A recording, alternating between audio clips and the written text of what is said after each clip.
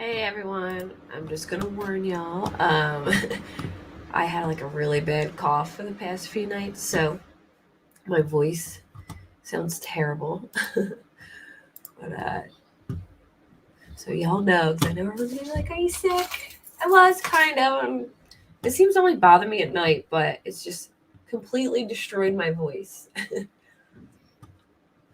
How is everyone? Hey Lynn. Hey Butterfly Kisses. Hey Deborah. Hey Pointer. Hey Linda. Hey Carol Claus. Hold on one second, guys. And I may have to mute once in a while to clear my throat because it's still really bad. So just, uh, giving a heads up. But I've actually did some research, and there's some new stuff that, it's not really like big new stuff, but stuff that I found interesting. Um, hey Ellie, hey True Texan, hey Lexi. Let me pull it up.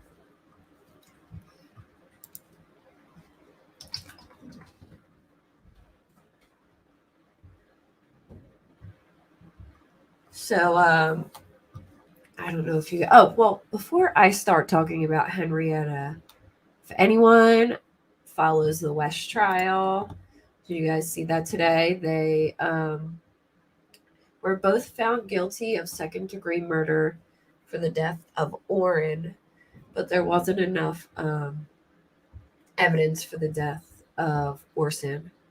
They also got manslaughter for Orrin, false reporting of a crime, and willful cruelty to children for both Orrin and Orson. So even though Orson, they didn't get charges for Orson's death, which I understand because they didn't really have solid evidence for him.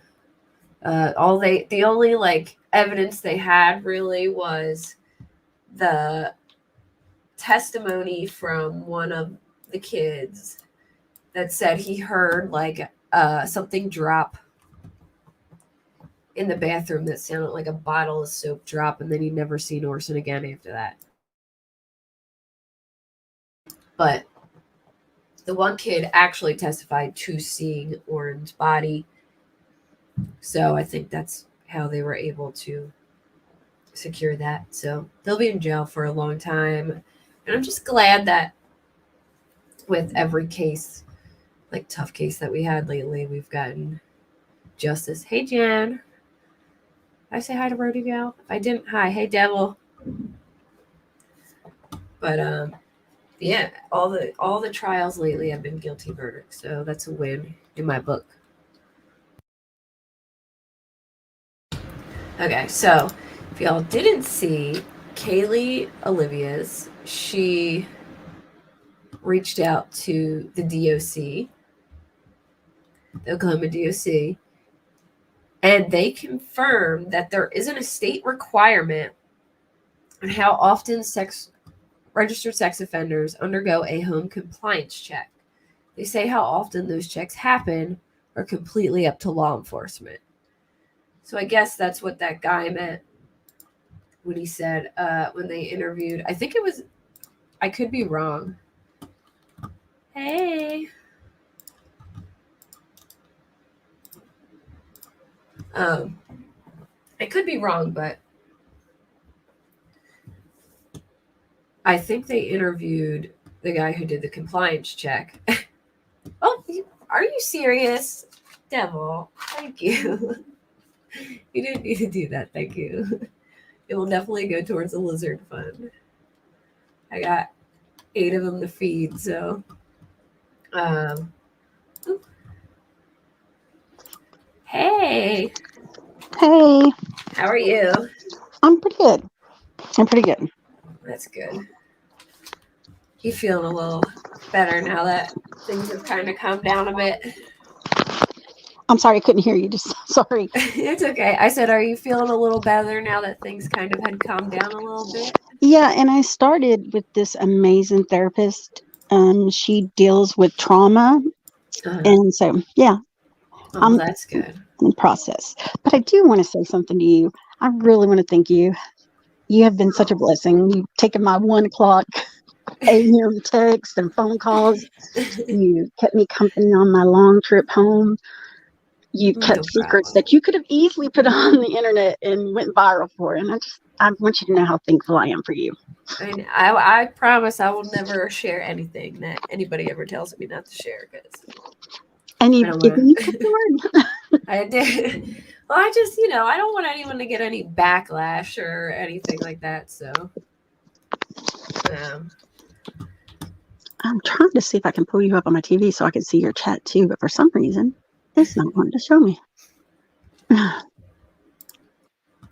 oh, we lost her. Let me put it back. She tried to get the chat and probably hit the leave button.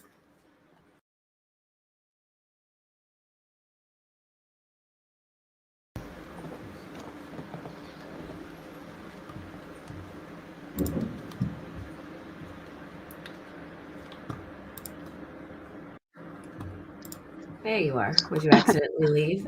Yeah, I'm sorry. Can you see the chat now? No, I can't. That's I mean, how I can share messages on the screen if anyone has like yeah. questions and stuff. Okay, here you go. Lynn Hold on said just a she second. is I'm going to okay. step Yeah. out for just a minute. Hold on Okay. just a second, okay? Take your time. All right, so I'll tell y'all about Kaylee Olivia's while we're waiting. I think my phone died. Okay. All right, so they decided to only check on Jesse McFadden, described as an aggravated and habitual offender by the DOC once in 1 year, and they're able to do so without the pressure of stricter requirements. Okay, there you go. Hi, Grumpy.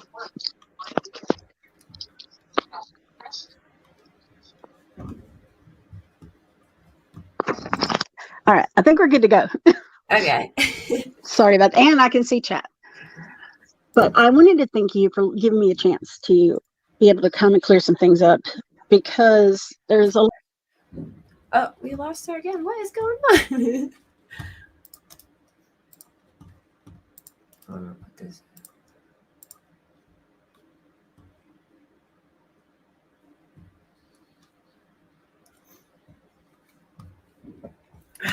Okay. Yay. Are you good? Are you able? Do you have it on like a I just switched to my speaker? phone. I was on the Okay. tablet. I just switched to my phone. Okay. That'll help.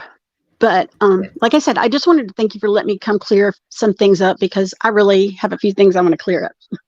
Yeah, go for it. Can you still hear me? I can hear you. I Okay. can hear you. All right. So just wanted to say thank you for that. Of course. And I think the first thing I want to clear up is the thing going around that I somehow was hiding evidence and did not want to turn evidence over. And that is so far from the truth. The first day when I discovered the first 5 cell phones, I didn't want to turn them over to Henryetta Police Department. I wanted to give them to the Webster's lawyer or their private investigator. I will not deny that. I But don't blame you though. I think a lot of people in that position probably would have been afraid to give. they didn't want to take the restraints I found. They didn't want to Yeah. take the drugs I found. So I'm supposed to entrust them. And anyone that doesn't believe I turned them in, I had to, not only did I, but the godmother and the godmother's daughter, we had to fill out paperwork describing where we found them, how they got outside, how they got in the trunk, and how they went from the trunk to the car. We had to write it all out.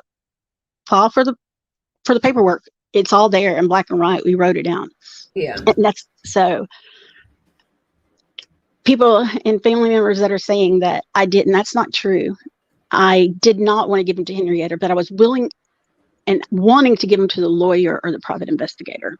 Which I think is a reasonable. I mean, even after that, how they treated Justin too, like acting like, oh well, what do you want out of this? Like they didn't even seem like they really cared. So I probably would have been the same way, and I think a lot of people would have been like that too had they been in that situation and seen how they just like were acting, you know. But a lot of people don't realize we were all sitting at the hotel lobby in the restaurant. We were planning a funeral and the landlord calls and he was like, this is on Friday. You have until Sunday to get everything out. There is going to be a dumpster delivered Sunday, and anything left in the house Monday is going in the trash. Well, Jan couldn't do it. She just couldn't. She wasn't even there yet. So the godmother and the godmother's daughter said, look, we'll take the rental car and we'll get everything we can. And what we were going for was pictures, a stuffed animal that they wanted to bury Tiffy with. Just moments, something only valuable to a mom, because they just put on national news the layout of the house. So our fear was somebody was going to break in.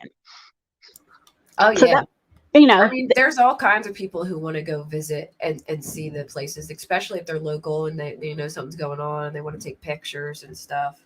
Yeah, it happens, you know, and even OSBI told us that unfortunately happens quite often.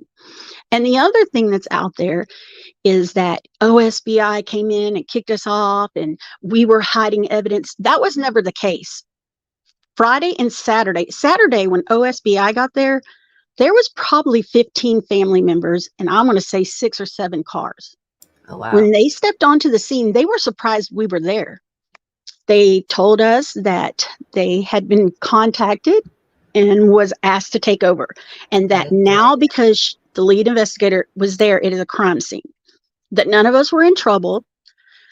They wanted us to let them look what we had taken into the cars, and of course the U-Haul was there. Every single person consented to having their car searched. They did not make them go get a search warrant. They took out everything in every car and truck and they videoed it and took pictures. And at that point, when you guys were there, you were still under the impression that it was. Yes, and it was. And like she said, it was a released crime scene until I stepped on here, but now it is an active crime scene. And I think another misgiving is I have information that other family members have, not because OSBI shared it, but because I discovered it and I turned it over. There is nothing I took from that house. Nothing. I didn't even drive there. There's nothing I discovered that wasn't witnessed by another family member. Those family members have just chose not to come forward. And I'm just going to respect that. The clothes, I wasn't the only one that saw them. I wasn't the only one that handled them. Somebody held the garbage bag open. It is not just something that we pulled out of air. And there's a lot of evidence that's not out there. And I'm not going to share it yet because it's still an active investigation. Yep. And so it's very frustrating because there is a lot of misinformation out there. And I think a lot of the problem is like, for one, like Teresa said, that house should have been taped off from the day they found the bodies, and they should have immediately searched all that. And because they didn't really follow through with their job, everything got tainted and confusing. Exactly. When we went in there, the copy of the search warrant, you know, like there was nobody to hand it to, so they just leave a copy. They had rights to everything in that property. They could have went to that RV, all those semis. I'll have to pull up a copy of it because I actually took a picture of it. When I tell you there is nothing they could not have touched, there was nothing they could not have touched. They had that original search warrant for May 1st, the very first one, gave them the right to do everything you could imagine, and they did none of it. Yeah, because they had the right to search literally everything, and they didn't even bother because they were trying to say that the outside crime scene is separate from the inside crime scene, which I can't understand, because if they know they were assaulted, and if they mentioned in the press conference they felt like some of them were staged, like they were moved. So obviously the crime scene probably occurred somewhere else. You know what I mean? It had to 100% because this is kind of morbid to say, but we walked the property. We walked to where most people do that when their loved one's in a car wreck. I would want to know it. Like, I would want to see everything. Yeah. And the thing is too, like I said, all those empty semi trailers, this always bothered me, is That is listed in the original search warrant. I watched a family member walk that ground and search high and low. And I will tell y'all, on Saturday, their plan was me and a family member were going to go ahead of everybody else and remove the chains and all that, because Holly's father and her grandmother have heart conditions and nobody wanted them to see it. It was never to hide anything, to protect Holly. Our goal was we put everything in that family member's car that we thought could be used as evidence. Whatever we thought could, and we were going to turn it over to a lawyer or somebody, because we knew that this needed. So it was never our intention. But that was on Friday while it was still. No, this was on Saturday, right before OSBI got there. Before OSBI got there. Okay. Yeah. So the original plan was for me and this family member to go take the restraints and all that that's by the bed. We were going to take all the restraints, any sex toys, drugs, alcohol, all that. We were going to remove it, because that's not the image the grandmother or the father needed. Yeah. And they're not on social media. They had not heard or seen the news. Yeah. And so the plan was to give it to somebody who would actually lawyer. And ironically, like when I found Jesse's psychological evaluation and things like that, we were literally saying, oh my God, a lawyer's going to love this. I found every one of Jesse's transactions through his years in prison with his lawyer. I found every paper that I believe he had, because it was a ton. We had bagged that up. It seems like he kept a lot of stuff. Like he saved a lot of stuff. Yeah. Yes. We bagged all that up. And the minute I walked in, I was so thankful, because now I didn't have to go look for attorney or private investigator, because I wasn't turning it over to Henryetta. They didn't want any of the evidence the day before. So why was I thinking they were wanting it this day? I would be relieved. The difference between OSBI and the Henryetta and the county is night and day. OSBI was so respectful, so professional. I have full faith that they're going to figure out what went on, if anyone else is involved, and if any more victims were. They will know. There's no doubt in my mind that they are not going to stop digging in until they know. Yeah, I think they will too. I think they'll definitely. I think the lead investigator, I'm not going to say her name publicly because I don't know if she wants it out there, and she hasn't made. She's remarkable. I mean, she was strong and to the point, but she cared.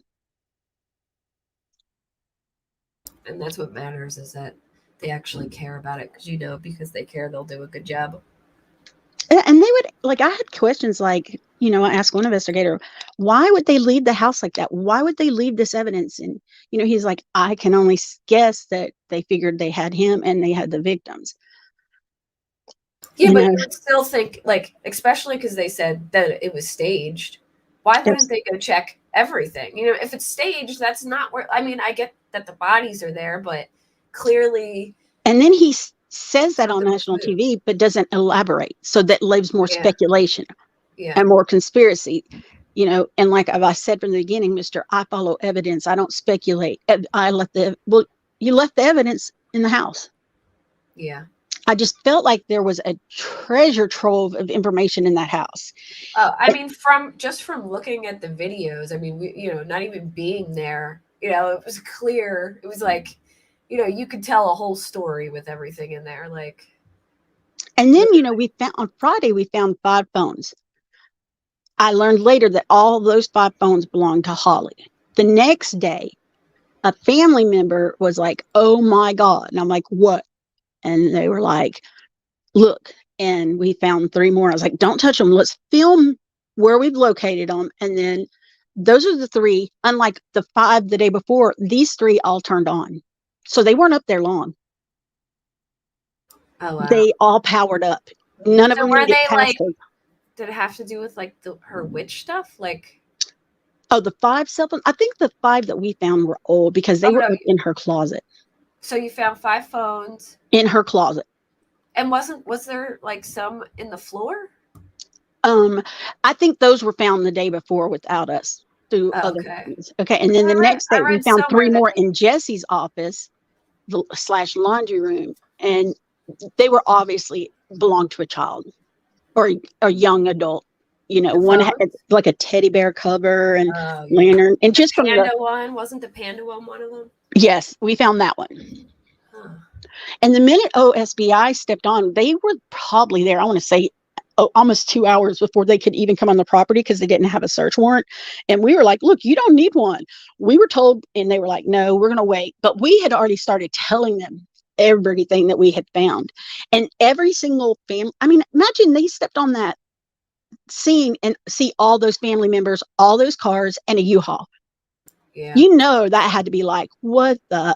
Uh-huh. And they said they were surprised to see us there. And they over and over told us, you're not in trouble. Y'all done nothing wrong. They interviewed every single one of us.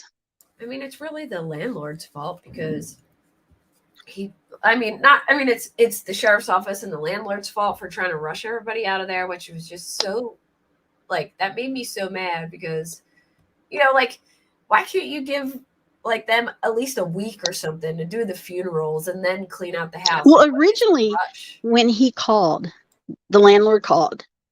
Friday he called and said you have 3 days. He called on Wednesday and said, take your time. There's no hurry. Well, when the video aired all over showing the inside, the next day he called and said, you got 3 days. We contacted the sheriff's department to see if that's legal. And they were like, they had a month-to-month lease. Rent wasn't paid on the first. Yes, it's legal. So we had no choice to stop planning the funeral, get a U-Haul, figure out what to do. And we had no idea OSBI was going to show up. None. How does that work if he's legally not allowed to rent it, though? I know he had them like listed as like caretakers, but yeah. And I just recently learned that Joe and Holly rented it first. Yeah, I didn't realize that either. I like when I was looking through stuff, he had that listed as his old address, and I didn't notice it the first time, but I didn't realize he even lived there first. Like, I knew that on Christmas Eve, like that side of the family, they all do their Christmas on Christmas Eve. Joe and his girlfriend actually spent the night so that he would be there Christmas morning. So Joe and his girlfriend had slept over, and yeah. So do you think that the restraints were there for a while, or do you think they were? I think so, but I also noticed this, like lifting up and moving things. The ones in Holly's bedroom, I fully believe those have been there a while. If you pushed the mattress all the way up against the wall and laid the pillows, you wouldn't have seen them.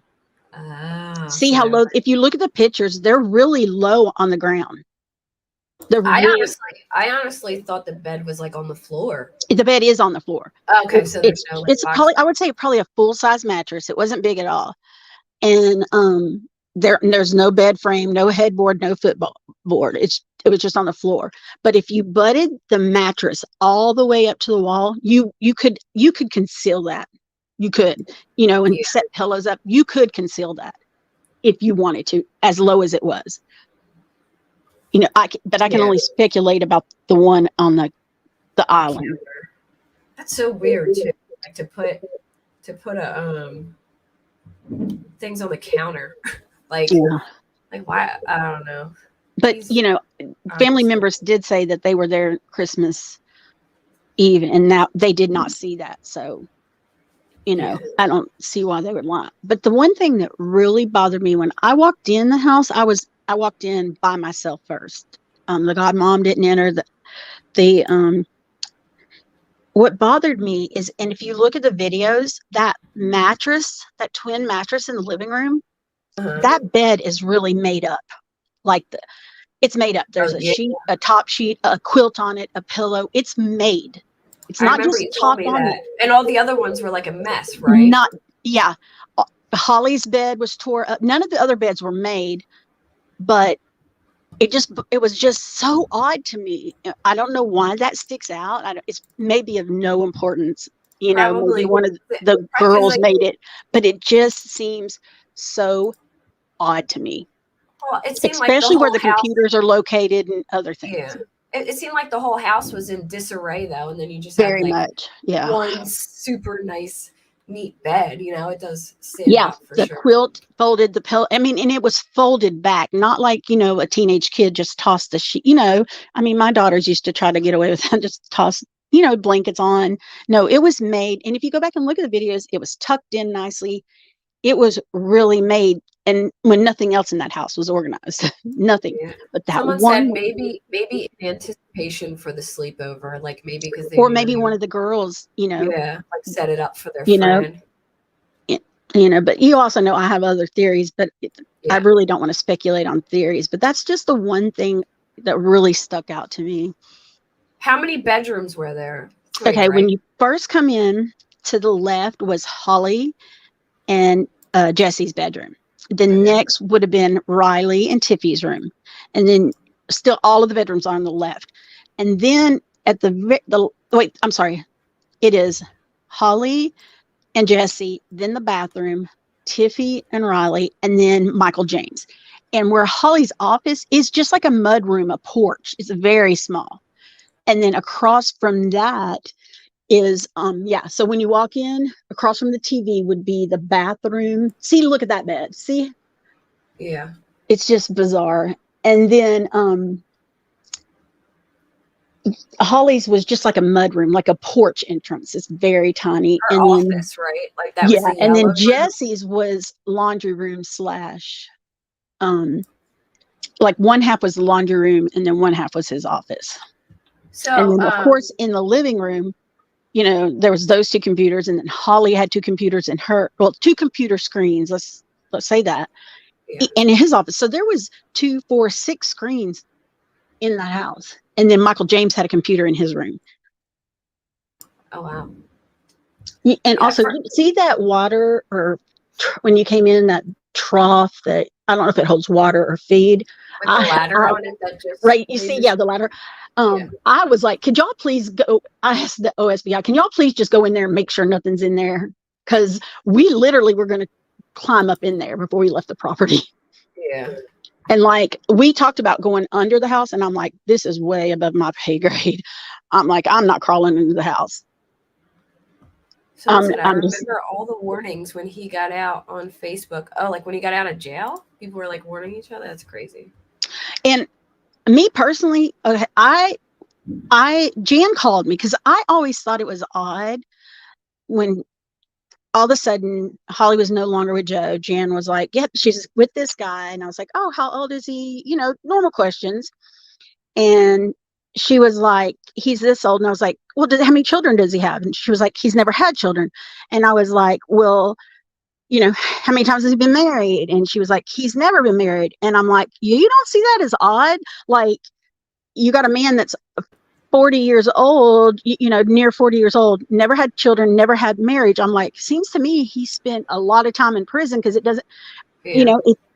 it's just rare that you find a man that didn't have a long-term relationship, no social media. Yeah, no social media. Yeah. And I probably said that back in December, or might have been July when because Jan came to North Carolina. Mm. She called me one day and she was like, you're right. You were right all along about him. And I was like, what? And she goes, he was in prison for almost 20 years. He's a registered sex offender. And I'm like, no, he's not. So I Googled his name. A simple Google search before the crime, you would have known everything he's ever done. It popped up. Like, I was telling her, he's still waiting on a trial. He's waiting on a jury trial for this crime. And all of it pops up way before the murders happened. I called Henryetta. See how low it is? Go back. Can you go back or pause it? Yeah, hold on. So the one with the cow print, that was like with the. That's Tiffy. Okay. She loved cow print. That's Tiffy. Notice none of the beds are made. Nothing in that room. But this is Holly's bed, right? No, that's Tiffy. Yes, that's Holly's bed. Okay. See how low the bar is?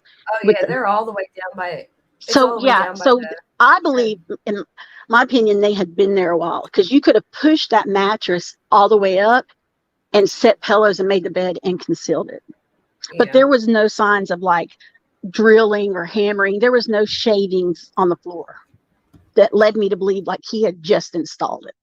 So someone said in chat that Riley's dad said he saw pictures from her recent birthday and that the eye hook wasn't on the counter at that time. So And the family is also saying it wasn't there at Christmas. So, the first time I ever walked in that house was on Thursday. So, you know, but I will tell you this, the locks on that chain, if you go back to the island, and I can send you a copy of it because I took a picture of it. Go back to the island where you see the hook. this one right here.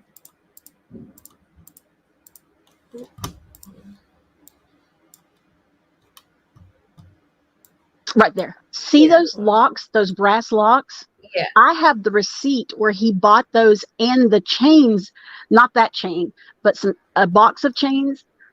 I have the receipt where he went to Walmart and purchased them. Oh, he actually bought chains? Yep, he bought a box of chains. If it's him, because I told Henryetta, I was like, look, you've just hit pay dirt. I can send it to you, the picture of it. You now have a receipt. 2 days before the murder, he was at Walmart, or somebody, what credit card he used, what lane he went to, what Walmart, what time. It should be so easy. Go make sure he did it. That way we know he acted alone. Yeah, or anybody shopping, They didn't even take the receipt. So I laid it back on the counter. I took a picture of it. And then the next day I gave that receipt to OSBI. So here's what's confusing to me too, is like, they said there was like no defensive wounds or anything. Like, wouldn't they have like marks on but their you think wrist? about all the hypodermic needles we found. Oh yeah. Oh my what God. if they, this is speculation. Like drug. This is clearly exactly. All speculation. This is speculation. Like I have not seen their toxicology or nothing, and I hope that they were drugged and they had no clue what was about to happen. That to me seems merciful in this situation. I mean, never thought I would. Lost her again.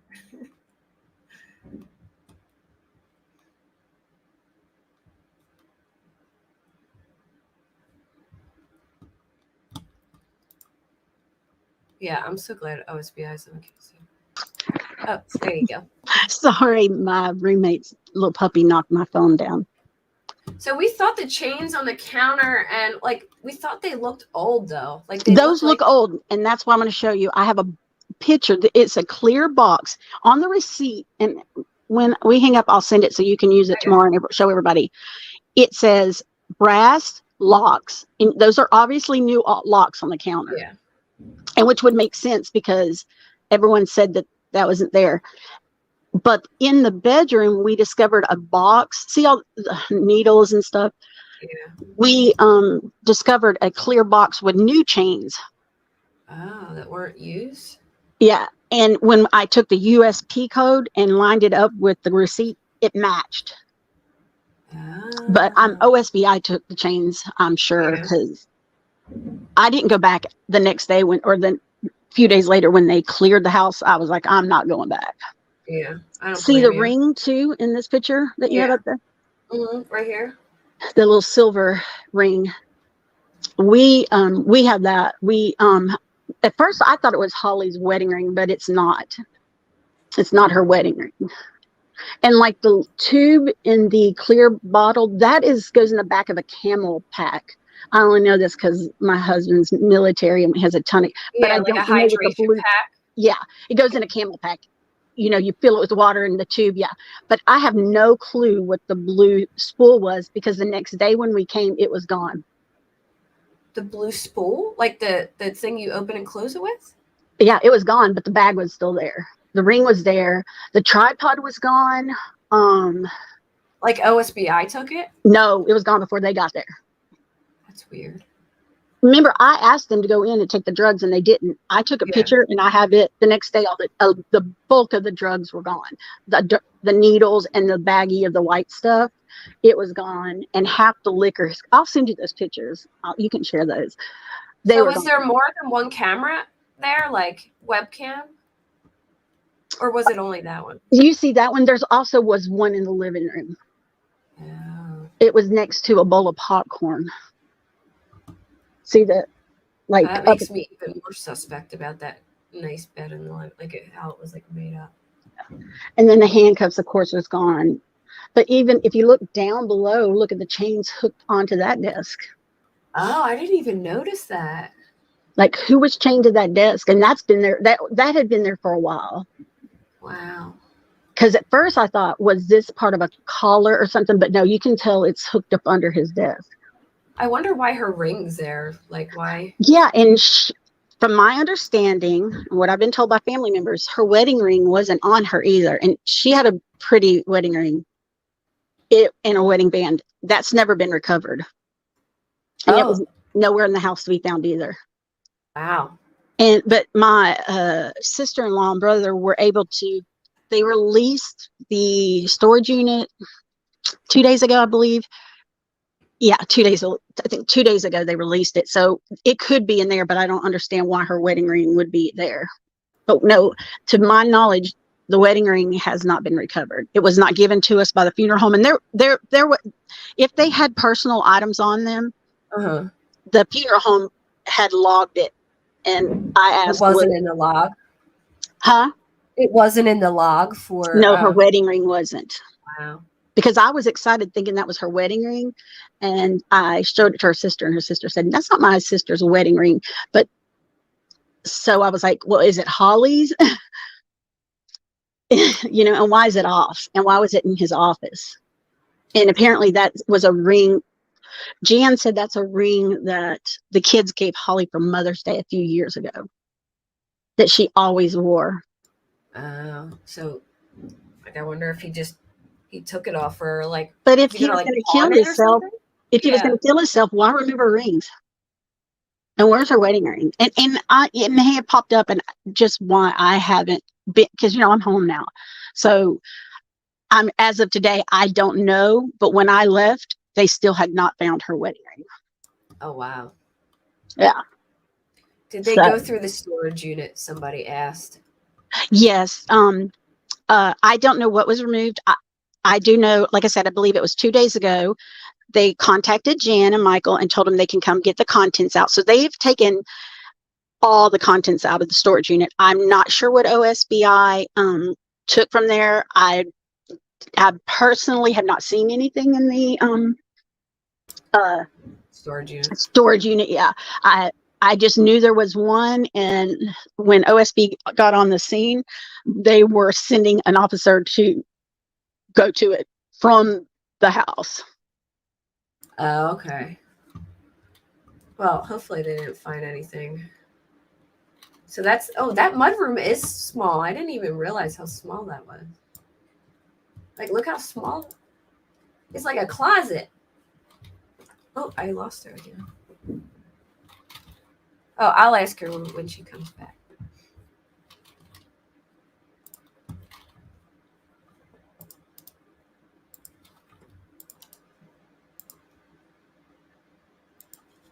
In case she doesn't have the link.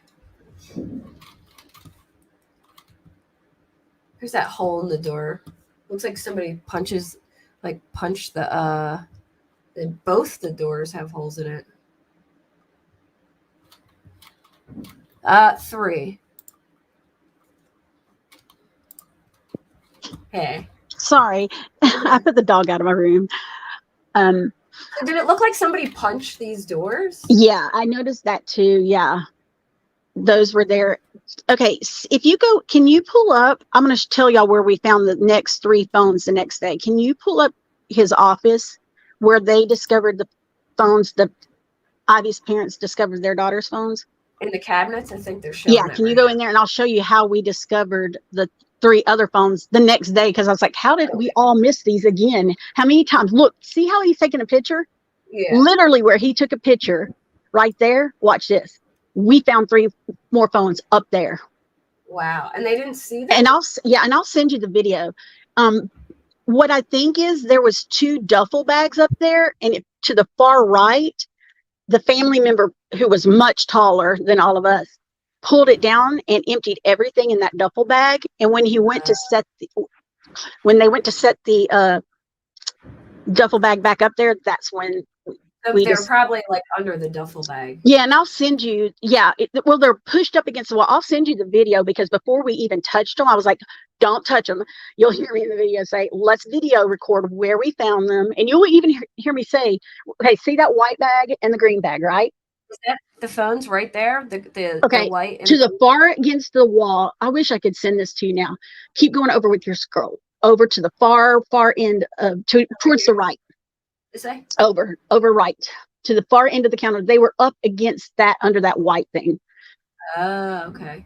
I just don't know how it was so weird to us because they're up against the lip. I'll give them to you, and I'll give you because they're my videos. I'll give you permission to air them for everybody. Okay. But he pulled all that down and emptied every one of those bags. What was in the bags? Anything of like? They were like turkeys or ducks, decoys. Oh, decoys for like duck hunting and stuff. Yeah, or I can't remember if they were turkeys or ducks, but they were some kind. I didn't really care because once I was told, what they were. Please don't. I'm not trying to mislead anyone. I just can't remember if they were turkeys or ducks. So initially I was like, well, maybe the phone's like if he's on meth, which it looks like that's what was all over the table. People who do meth often like collect stuff like electronics, for like stuff that most people would consider trash, they Absolutely. My heart goes out to Ivy's parents. I could not imagine walking into that and finding that. At least I had somewhat of a heads up because I seen this video. But people also have to remember, I got the opportunity to dig. They just did a surface look. And so I'm not trying to make things seem salacial. I found what I found because I was packing things in boxes. I was pulling things out. I think someone said, oh, she thinks she's a hero. No, I'm not a hero. But you know what? The truth is, I have several family members upset that I was so cooperative with OSBI. Hello, Tia's joining us. Hey, Tia. Hi, how are you? Love you. But oh my God, stop it. I love you. I have family members who have said they will never speak to me again. I'm dead. OSBI is aware of that. I'm not going to tell what family members. So, people that are out there saying, oh, she was trying to hide evidence to cover for Holly. No, I wasn't. Let me tell you, my children are all adopted from foster care. I've had numerous foster children. Protecting children is something I've done my entire adult life. My goal was, I don't believe Jesse acted alone. I don't have evidence, but there's some things that led me to believe that. So I wanted to make sure, hey, are we sure he acted alone? I don't know how a 150-pound man carried all the bodies. I'm just going to be realistic. He weighed 150. I mean, honestly, I think you did everything right. You were concerned that there could be more victims and more perpetrators. And,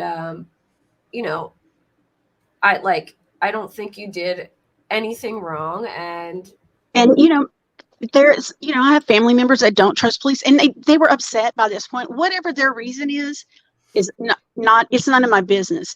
And I hope in time when their grief goes away that we can all talk. But I don't regret what I did. But I'm also not going to allow strangers on the internet to say I was hiding evidence. I didn't. No, that's not the truth at all. I mean, you really had nothing to gain. Absolutely not. I'm not going to get on here and trash Holly. I'm waiting till all the evidence has come out, regardless. And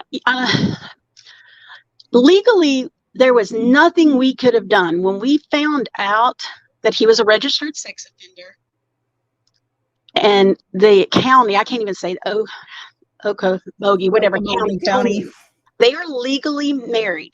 And in the state of Oklahoma, as long as he's legally married to her, he can reside in the home with those kids. So what were we supposed to do? Go kidnap the kids and get put in prison ourselves? Holly's an adult woman. She had custody of her children.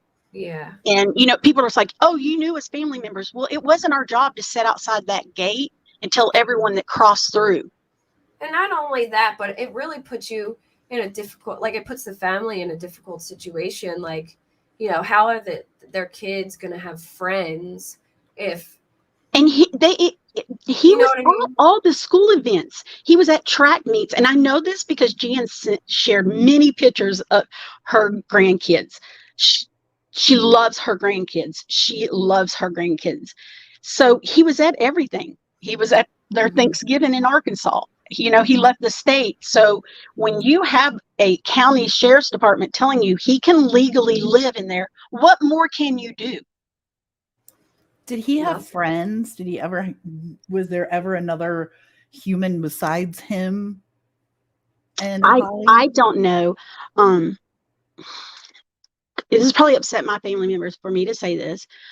I had to distance myself because of the situation my children were adopted out of.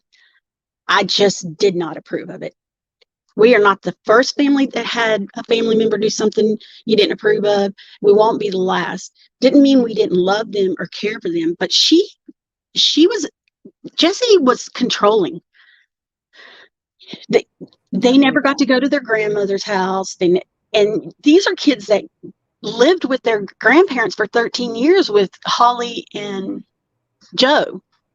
Something else most people don't know is we just recently found out that Joe and Holly claimed in their divorce not to have a child together. We learned that. What other people don't realize is we were told by Holly and Jessie that they got married December 24th. When the family went December 24th, 2022 for their Christmas, they had a wedding cake and told them they got married that day. We did not even realize that they had gotten married in May until after the murders. Oh, and can I ask you a question to clear this up? Absolutely. Because people are like, all right, so remember when I first spoke with you, you told me that you thought that that LaDonna gave Jessie a gun. That was very speculation. That was family saying. That was secondhand information. All right, because everyone was like, she's lying because it was Holly's gun, and I was like, at that point, all I could do was say what I was told. Yeah, and very much so. I was originally told that the gun came from, and which makes sense. He's a felon. You wouldn't imagine that a felon would have a gun or a gun in the home. His parents are ranchers. There's a tremendous amount of bows and stuff. I guess Michael James actually had just shot his first pig. They obviously bow hunted a lot. So when a family member told me the gun had to have come from LaDonna's house, it made sense to me. But then since with everybody else, we learned that it was legally purchased. Some family members still don't believe it. That it was her gun. So that is why I'm very careful to say right now when I'm speculating or when I know the truth. I'm not trying to misguide. I'm not trying to cover anyone. But in the beginning, look how much we were lied to by Jessie and Holly. Yeah, in the beginning, well, that's what I was saying. Like, everyone was making such a big deal out of it and was like, this is before the investigation even happened. You guys were kind of just like putting together the pieces as best you can. Because at one time, they were having problems with wild hogs. And remind me, I want to tell you something else. So at one time, they had a rifle, and that is what led family members to believe the rifle came from his parents because, well, obviously it came from somewhere because there was no rifle discovered. And that's what they were using to shoot the hogs, which makes sense. You don't use a 9mm to kill hogs. So we just assumed that he used a shotgun also because they needed dental records for Tiffany and Michael. So once again, that led us to believe, our theory that he had used the rifle that he had gotten. So it was not an intentional lie or a misleading or misguiding to anyone. I just wanted to make sure I asked you that because I don't want. Yeah, I don't want people I want to answer the questions I've been seeing where people are like, she said this and she said that. No, and it wasn't but they were using a rifle to kill. And a lot of people also don't realize this. And I think I've shared this with both of you ladies. LaDonna called Jan and said that she had gone to the house on Sunday to drop off a quilt that she had made for Holly. And when she got there, Holly and the kids were gone. So now Did she say what time that was on Sunday? I'd have to ask her. So that leads us to believe, because remember, we were all told he hid he hid the truck. He told a neighbor he was hiding it for a family member, which would make sense because his mom came to the property. But yet when we got to the house, we couldn't find a quilt anywhere. We were all wanting to find that so we could actually put her there for sure. And you never found the quilt. But we couldn't find a quilt unless it's the one on that bed. But it didn't look new to me, like something someone had just made. No. I wonder if she would have like put it on the bed and made it like that, like if she brought it over. Yeah, but that's what I originally thought. But when I was looking at the quilt, it was not new, and it was not freshly washed or anything that would even lead me to believe that it had been made in the past month or two. I wonder if the reason she really went over there is because she got that text from him, saying like, well, how about calling the police, Mom? Yeah, I'd be really concerned if I showed up after he said that and nobody was there. And, and she had told Jan that when everybody was just missing, she said he was suicidal last night. Oh, my God. He told me he wasn't going back to jail. And Jan was like, and you didn't think to call Holly or anybody or even the police? I mean, as a mother myself, if my child told me I'm not going back to jail, you better believe I'm calling the sheriff. I'm going to put you on a 5150 hold. Same. Protect even my kid, you know what I mean? Like, because regardless, you want your child alive. Yeah. But there is one thing I do want to clear up. The New York Post had said that I claimed to have found bones. I'd never said that. I had never, ever, ever said I saw any bones. The only bones, and I have a picture of it, is there was cow bones all throughout the property, but there's cattle out there. And I took a few pictures of that, but I've never even told anyone. So I asked the New York Post to recant that because first of all, I've never even spoke to the New York Post.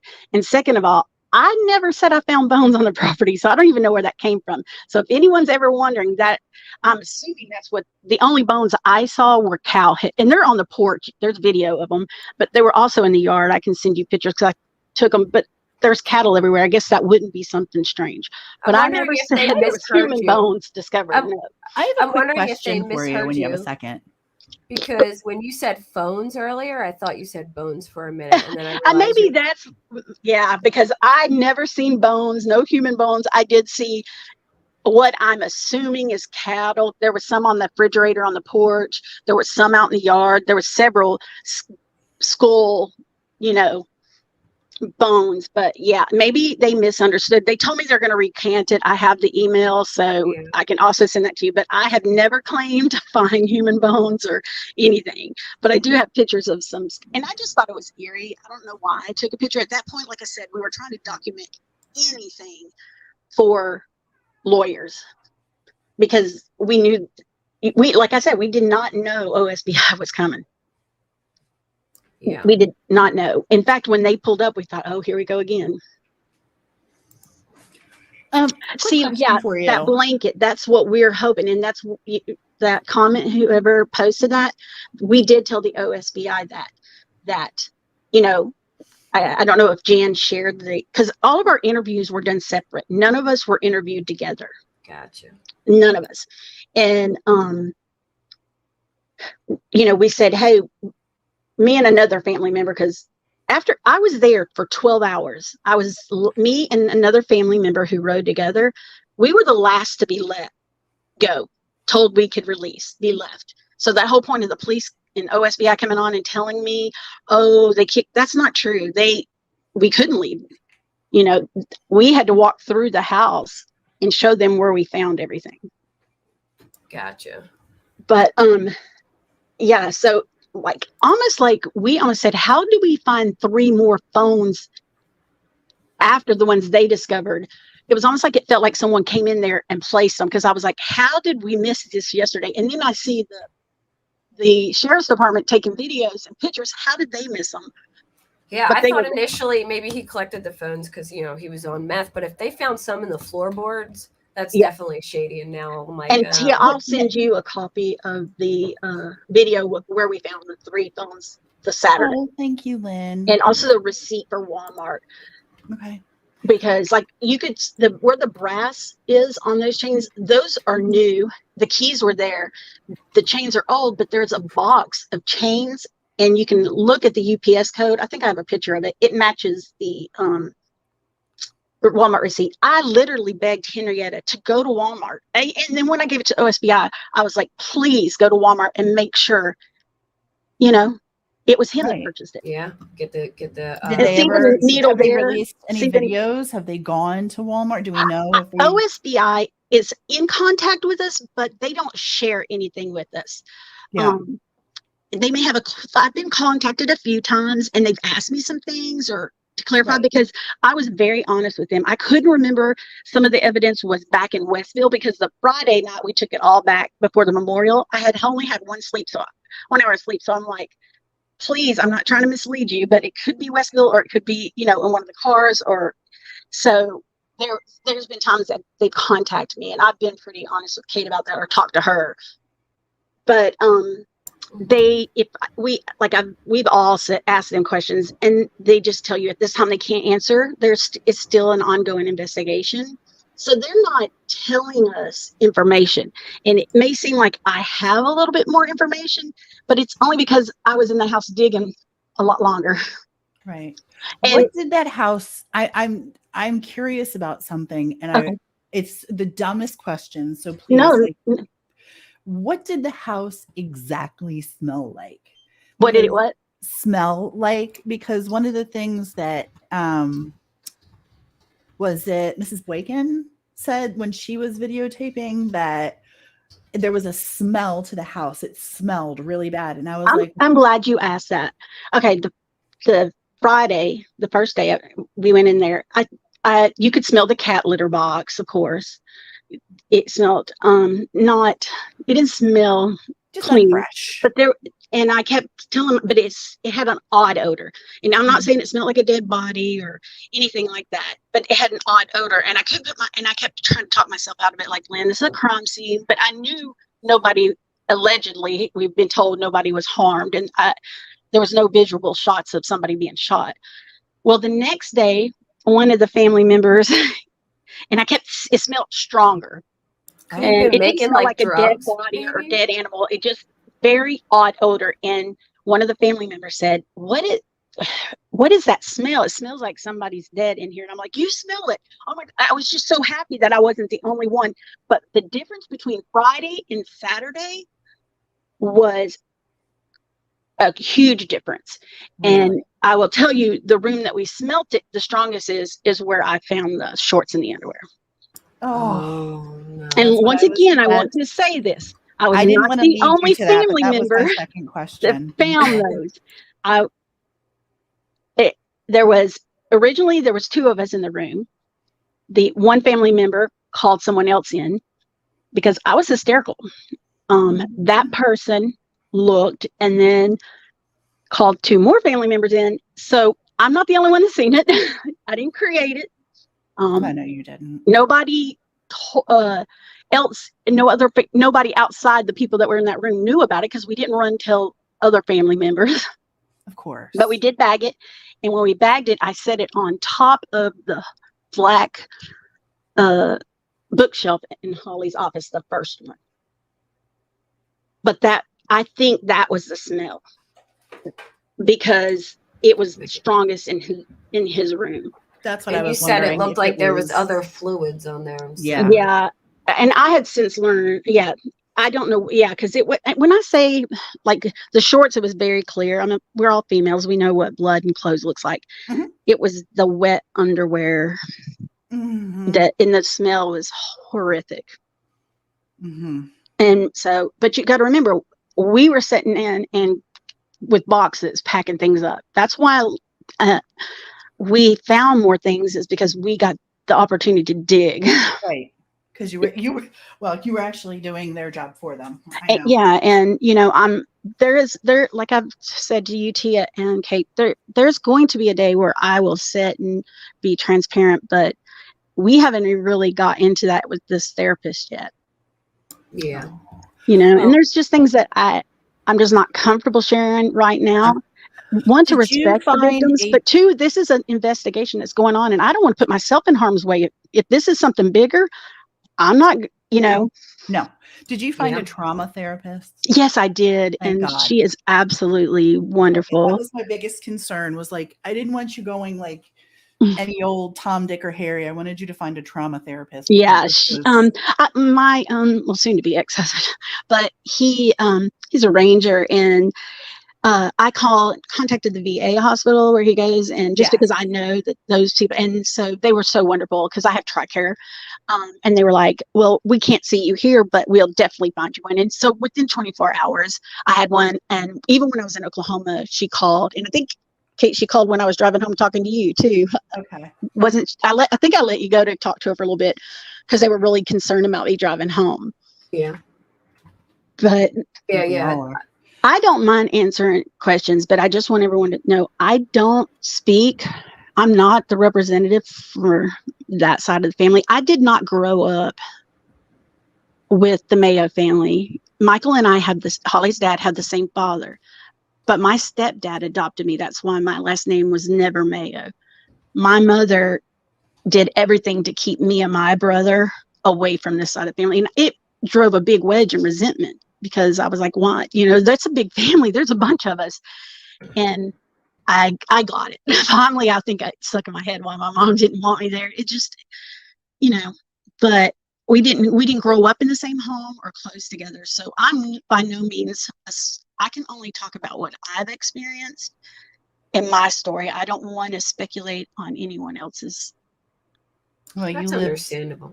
And that's why I'm not sharing the family members' names. That I just keep saying family members because they haven't spoke out, and it's not my job to say who they were or, they can do it if they ever want to or not. But it is true. There's several family members that will not speak to me because I was very cooperative with OSBI. Well, you may have saved future children. In the meantime, we don't know. And that's what I was trying to say. My whole point was the right thing. Yeah, and it did the right thing. Wanted to make sure that he acted alone. I wanted to make sure there's no other victims. Mm-hmm. And I wanted to make sure, as much as I can, because I don't know how the dark web works, but I just wanted to make sure that this was not videoed and broadcast for somebody. But mostly just wanted to make sure that there was no more victims. And if he didn't act alone, and don't think it did not, everything we collected, we would literally say to each other, if there is somebody else, none of this is going to be admissible in court. None of it. Nothing that we found in that home, a defense attorney is going to have thrown out because they're going to say, oh, y'all planted it. The cops didn't find, But it's not y'all, like your fault. It's the fault of the sheriff's office for not immediately taking it over. I begged them to take those Velcro restraints. I begged the OSBI. They took them. They were like, "Where are them?" Yeah, they took everything. They were. Good. I mean, when I tell you, they listened to us. They cared, and even if it was probably not important, or maybe we thought it was important, they never said, oh, well, that's of no use to us. They were like, oh, well, thank you. And I'm sure there's things that we thought was evidence that isn't. Did OSBI seem like upset that they they didn't take anything? I think they were disappointed. I think that they realized they were coming in, for lack of better words, to a shit show. I can't imagine what they thought of when they stepped out of their vehicles, because they pulled up four of them. The lead investigator, like I said, I'm not going to share her name because she hasn't publicly shared it. She was so professional. She was like, nobody here is in trouble, but as of now, nothing can leave the property without us going through it. It is now an active crime scene. Now, the minute I stepped foot on this property, it became an active crime scene.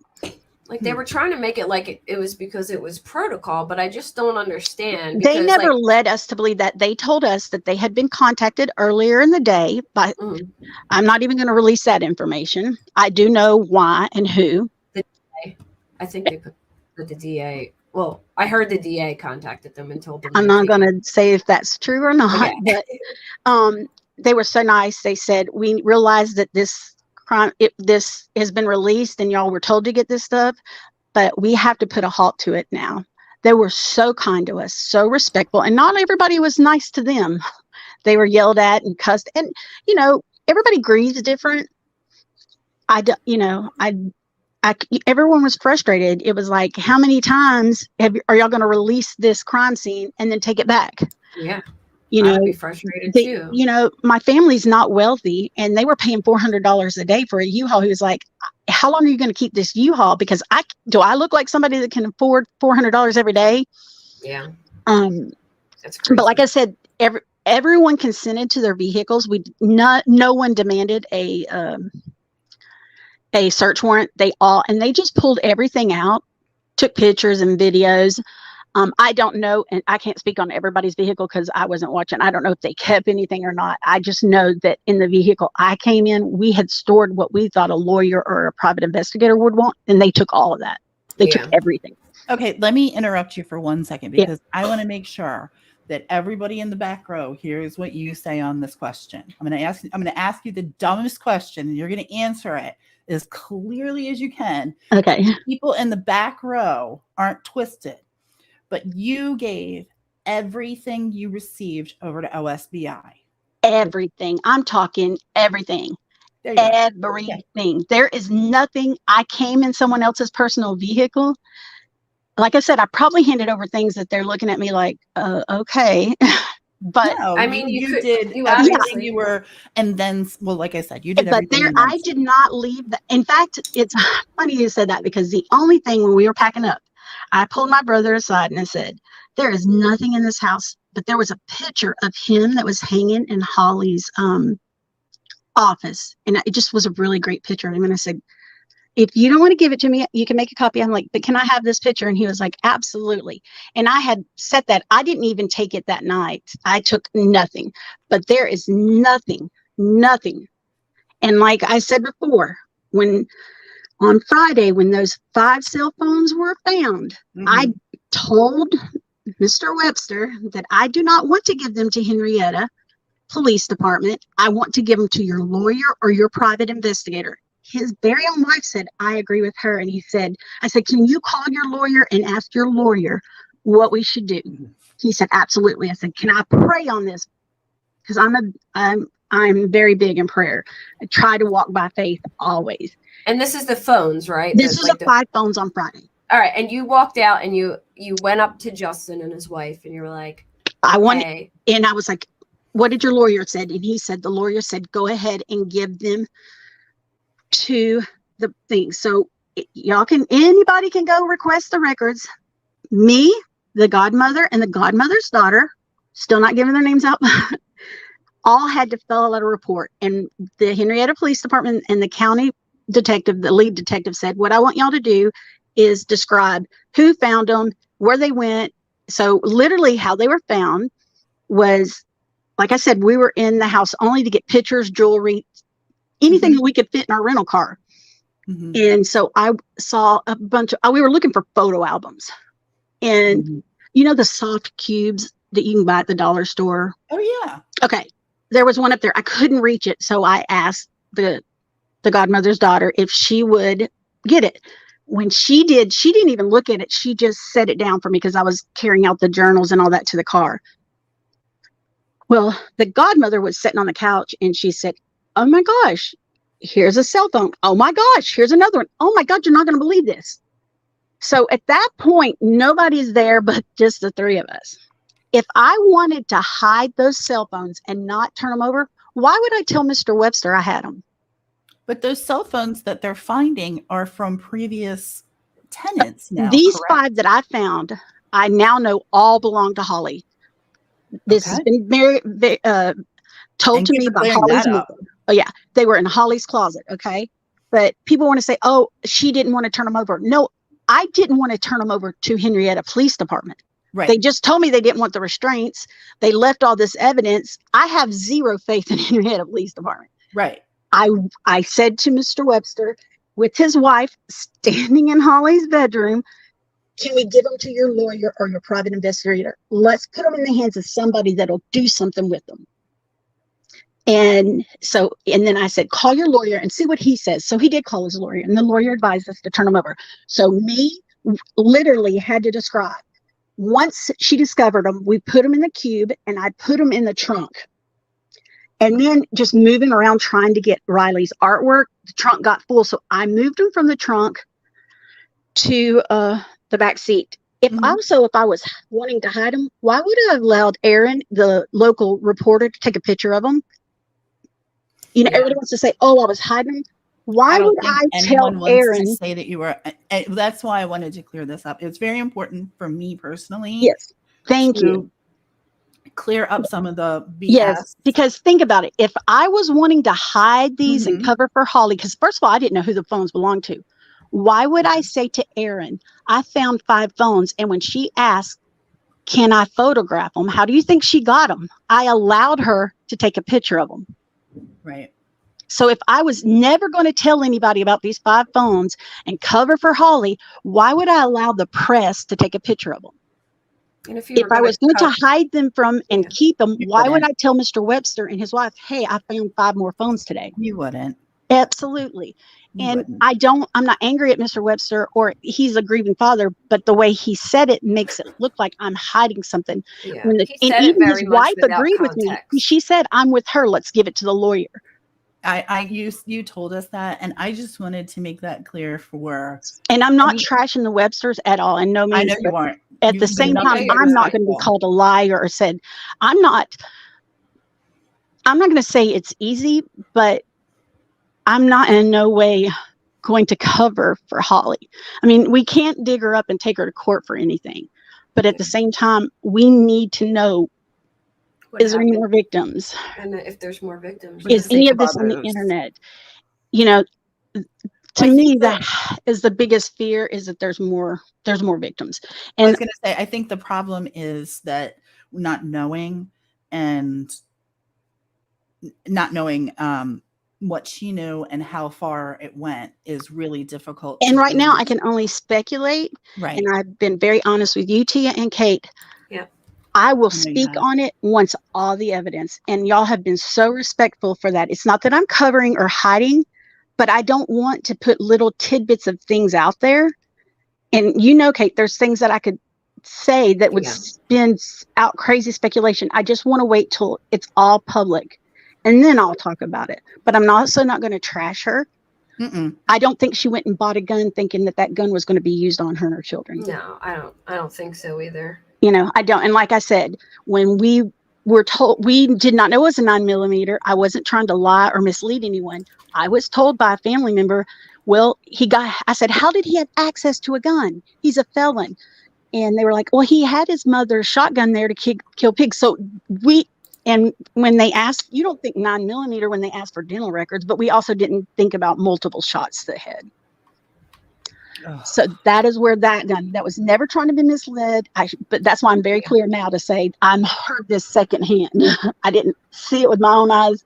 I'm very precise. Well, also, you weren't in the house at that point either. You were hearing things. Yes. Yeah.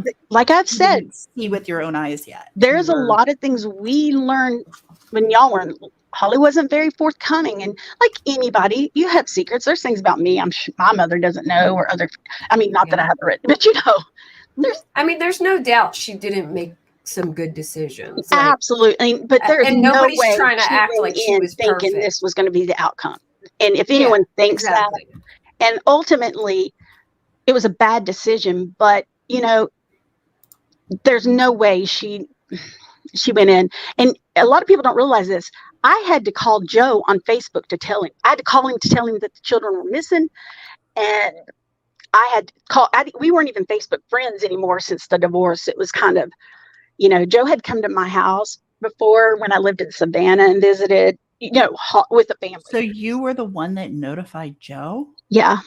I was the one that told him, because I said, you do know Jesse's a registered sex offender. And he was like, no. Oh my God. I was under pressure and he knew. And then I said, well, Joe, if you need help, and this is no lie, I said, and this is going to upset my family members even more. This is when they were only missing. I said, well, Joe, if you need help getting a lawyer to get custody of the kids, I'll help you financially. I'll help you. That's when we thought they were just missing. Yeah. Then the first contact was, I got a call from Jan saying they found the 2 girls and Jesse, and he killed the girls and himself. And I said, well, where's Holly and the kids? And she they haven't found them yet. So I had to call Joe and tell him that. So there was a little hope that Holly and the kids were maybe held up somewhere. Mm-hmm. And then whenever Jan called me and said, oh, my, that they're all gone, can you call Joe? And, somebody's got to tell Joe, but she's hysterical. And I was like, yeah, I'll do it. But when Joe answered, because I called through Facebook because I didn't have his personal cell phone. Mm-hmm. Yeah. I said, Joe, are you alone? And he said, no, Sonny's here. And I didn't even know Sonny. And I said, can I talk to him? And then I heard Joe say, hey, this is Lynn, Holly's aunt. And I said, Sonny, I'm sorry to do this to you, but I can't do it. And I'm like, Sonny, Jesse killed all of them and killed himself. And that's how he found out. Oh my God. But I felt like he needed to hear it. And Jan felt like from a family member before. But yeah, I had to call him. And Sonny told him I had to tell somebody I never met to tell him because I just felt like I didn't want him to be told if he was alone. Yeah. Right. That was very thoughtful. That was very thoughtful. But yeah, Joe was not lying when he said he heard it through Facebook because I called him through Facebook. Mm. So, and we also did not know that Joe and Holly originally rented the house until yesterday or the day before when that news broke. We did not know that when they got a divorce, that they claimed they had no children. I don't know what that means. I don't know why that was claimed. I can only speculate. And it's not for me to speak on. I know. Mm-hmm. That's a not now. Yeah, exactly. That's something that we need to wait for OSBI and things, and there is things that, some of us family members know that we have chosen not to tell because the world doesn't need to, it's no one's business. The tragedy was bad enough. Yeah. Well, I was going to say, we've hit the list on as bad as it can get. I don't think that any more information on anything else is going to help. I think everybody knows Jesse's character. So yep. Mm-hmm. Yeah. Well, I missed the first portion of this, so please forgive me for asking you. But no, I know that, and I did get your message today. Thank you. But how are you doing besides everything else going on? I mean, are you eating okay? Are you? Yeah, I'm back with my core group, my church, my support system, and poor Kate.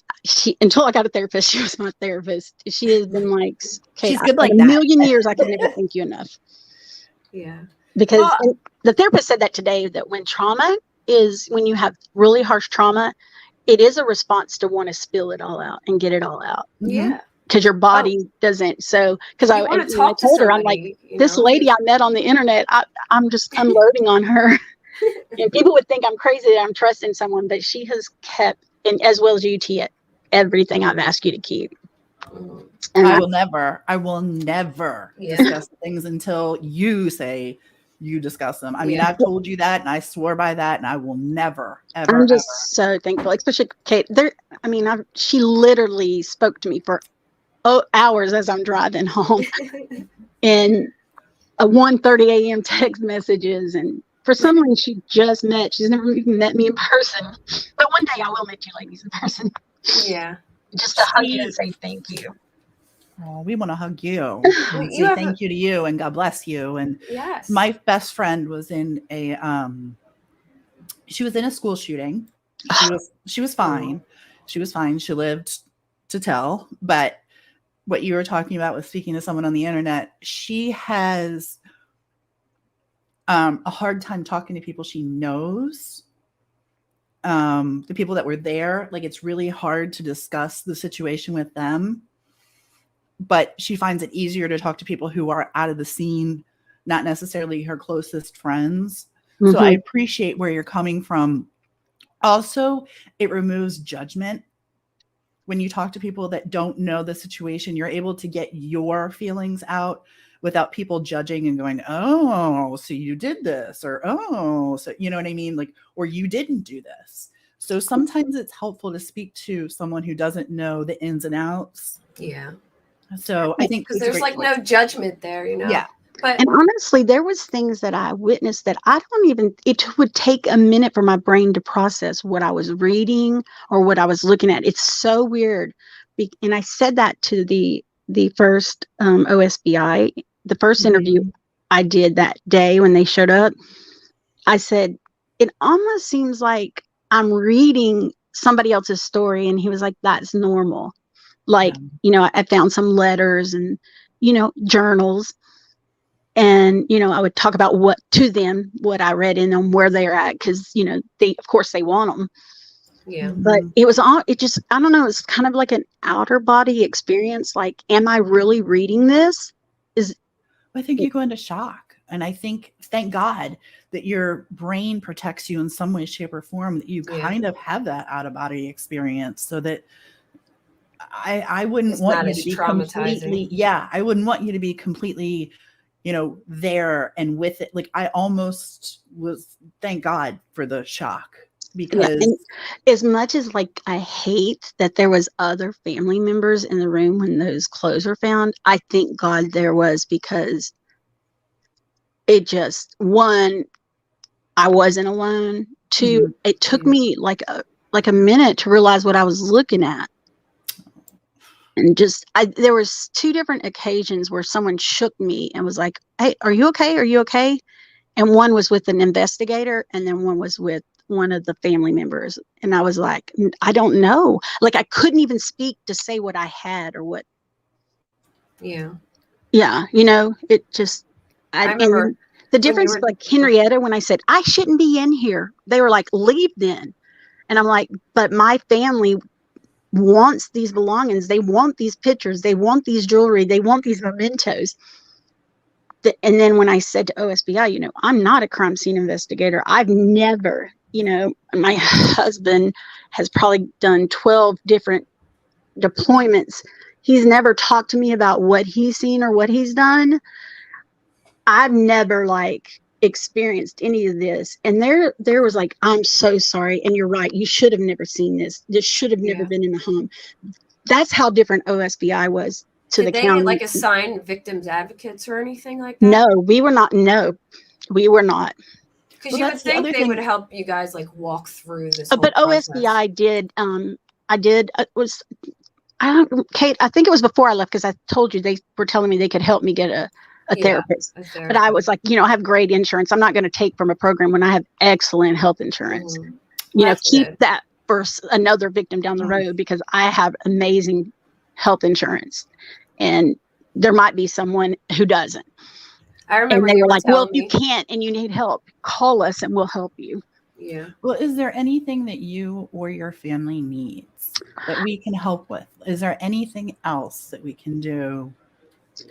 Everybody keeps asking that, and I think if I but Kate, I don't want this misconstrued in any way, okay? But Kate and I really mean it. We want to know. I know, really, but you can ask us for real. In no way am I trying to cover for Holly or Jesse, but people quit going on Holly's mother's. I said social media. I messaged you that. I know, but look, I get it. Strangers are outraged, but y'all all just have a little bit of the story, and you're trying to put a puzzle together. I can't imagine as a mother. She's not foolish. She knows she was never happy with the situation, but there was nothing she could do. She couldn't go in and kidnap her grandkids. It was just Holly is an adult. You know what I mean? Exactly. And it was legal, whether we like it or not, it's legal. So instead of going and yelling at the mother and calling her names and saying she needs to be arrested, why don't you go with that same anger and fight to get the laws changed? Agreed. Do something productive with your anger. Make a difference, because bashing a mother you're never going to make her feel any worse than she already feels. No. She will probably, even though it's nothing she could do, like I said, you couldn't have protected anyone, because it's not your job to police a sex offender. You couldn't have sat outside that gate and told everybody going in, don't let your kids go. That it wasn't your job. You couldn't kidnap your grandkids. And anytime anyone questioned Holly, wringing her hands every night anyway. I'm sure that. And I do want to say this, because I started and I got sidetracked. When Jan called me and she discovered that Jesse was a registered sex offender, that is a true story, you guys. How they found out, and people that are like, oh, he's not on the. Yes, he was. I looked. I want to say, you guys, I went back through my text messages. a lot was going on in my life, but I want to say I learned at the end of January or February, in that time period, because I think we sat down and we were like, in 6 weeks of them knowing, everybody was dead. But I want to say it wasn't like they had a lot of time to like, you know, be like, what can we do to and she originally said to me, I said, oh my God. And she goes, yeah, now we've got to figure out a way how we can get Holly away from Jesse to tell her, because they honestly didn't believe she knew. And I mean, it wasn't like they didn't do anything. They confronted her, and they thought she didn't know, because they were like, there's no way she is with him if she knows. So they made arrangements. I'm not going to say which family member, but a family member met her, and they found out she knew. And Jan was devastated. But as a mother, what do? You're being told it's perfectly legal, that you can call CPS, but if there's no grounds, you can't just take a kid because we don't like it. But they weren't breaking a law, you guys. And it's a horrible law. So instead of taking your anger out on a woman who's going to probably beat herself up for the rest of her life, take it to your congressmen, take it to your senators, get the laws changed in Oklahoma. Even if you blame Holly, you don't need to like rub it all in her face. She lost to her mother. Blame Holly, don't blame Jan. Yeah, and exactly. But like, keep it where people say if Jan has blood on her hands, that's crazy. No, that is absolutely insane. They had just found out. They warned her. They called I personally called Henryetta and the county. It was the county who said they are legally married. He can be in the home. And we all know that's true, because look at the one compliance. They list the kids' ages in the home. So they know. There's no disputing. But the other thing is if you're going to let your kids spend the night, do a background check. Because like I said, before the murders, a simple Google search of Jesse McFadden, Henryetta, Oklahoma, told me everything. Well, I did have to dig to find him registered. Too. Yeah, I did have to dig a little bit. It wasn't as easy, but you know, and I've always, no matter where the Army sent us, if we didn't live on post, I always searched to see, because I'm just, you know, the situation of my daughter, but the adoption and all the things, I'm just probably more aware than the average person. Right.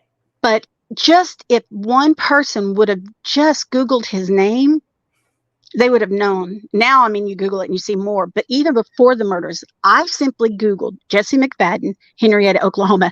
I was the one that said, hey, do you realize he's still got an outstanding court date? Not only is he registered, but he has this outstanding court date. He's fixing to go to court on these charges. I got all that from just a Google search. Oh, I learned of the grand larceny.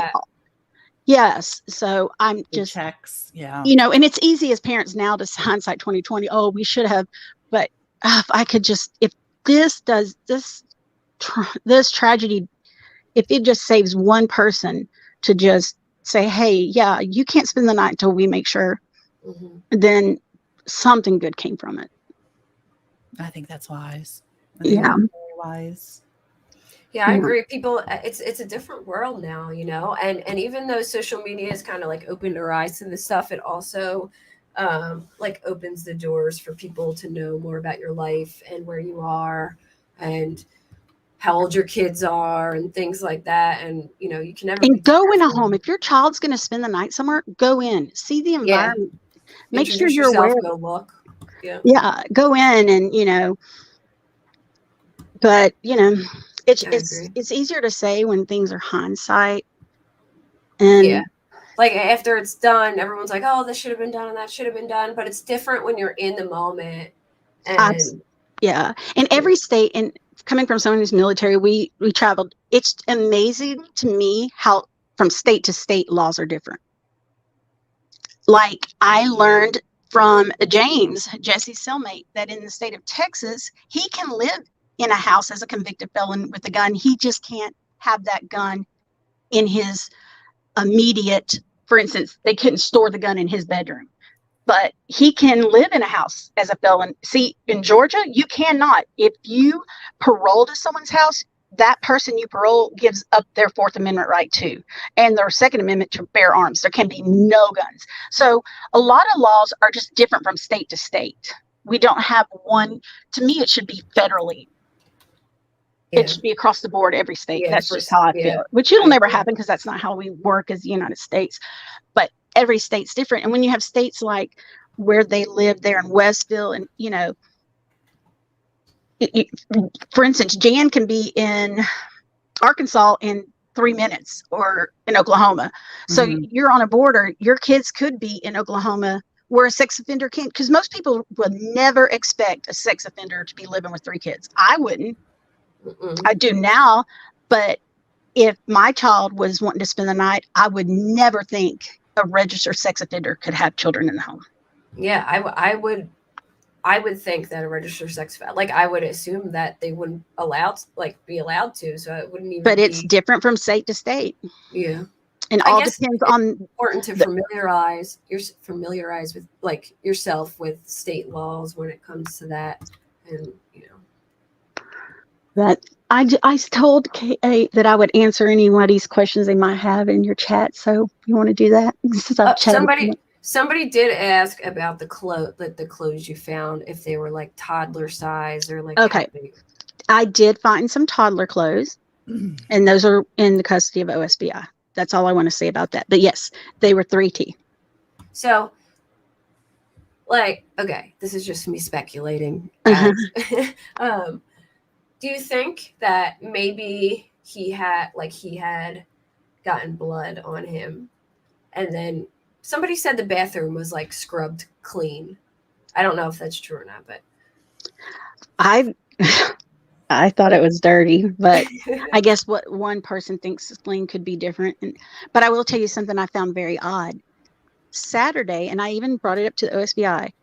Saturday, we realized there was not one single brush or toothbrush in that house. Yeah. And I asked the OSBI, do you think it's odd that there is not a toothbrush in this house or a brush? And she told me, chances are somebody broke in here and took it thinking they are a detective and looking for DNA. What? And they're going to solve something. I can't see somebody like. But I will tell you, Saturday, there was no brushes in that bathroom or toothbrushes. And that's Saturday, I can say that from my own experience. I went looking because it's obvious those children's hair were brushed. But there was toothpaste, but there was not one toothbrush or one hairbrush. We did locate one in Michael's gym bag, his track bag.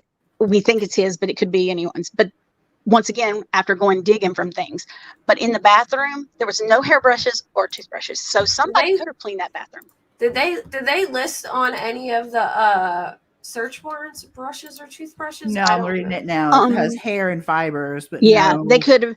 But I know for a fact I only seen with one. I'm reading it right now. One, I've only seen the May 1st because they left a copy at the residence. I've only seen that search warrant. I have not seen the other 7. Okay. But like I was talking with Alex today, if you look when they went to the avalanche, it was 7 days later. OSBI got the first search warrant for that vehicle. Right. Why did it take them 7 days? And also Holly's car. I was the first person to enter Holly's car. I had the keys. And I was looking through the car. I found the keys in the house. And because 911 was called because there was some dispute. Mr. Webster thought that it was a crime scene. He did not know that we were called and told by the sheriffs to go get everything, but that was clarified. But they saw me open up Holly's Charger and take our purse out. And he asked me to let him, because he had been wanting to get into the trunk.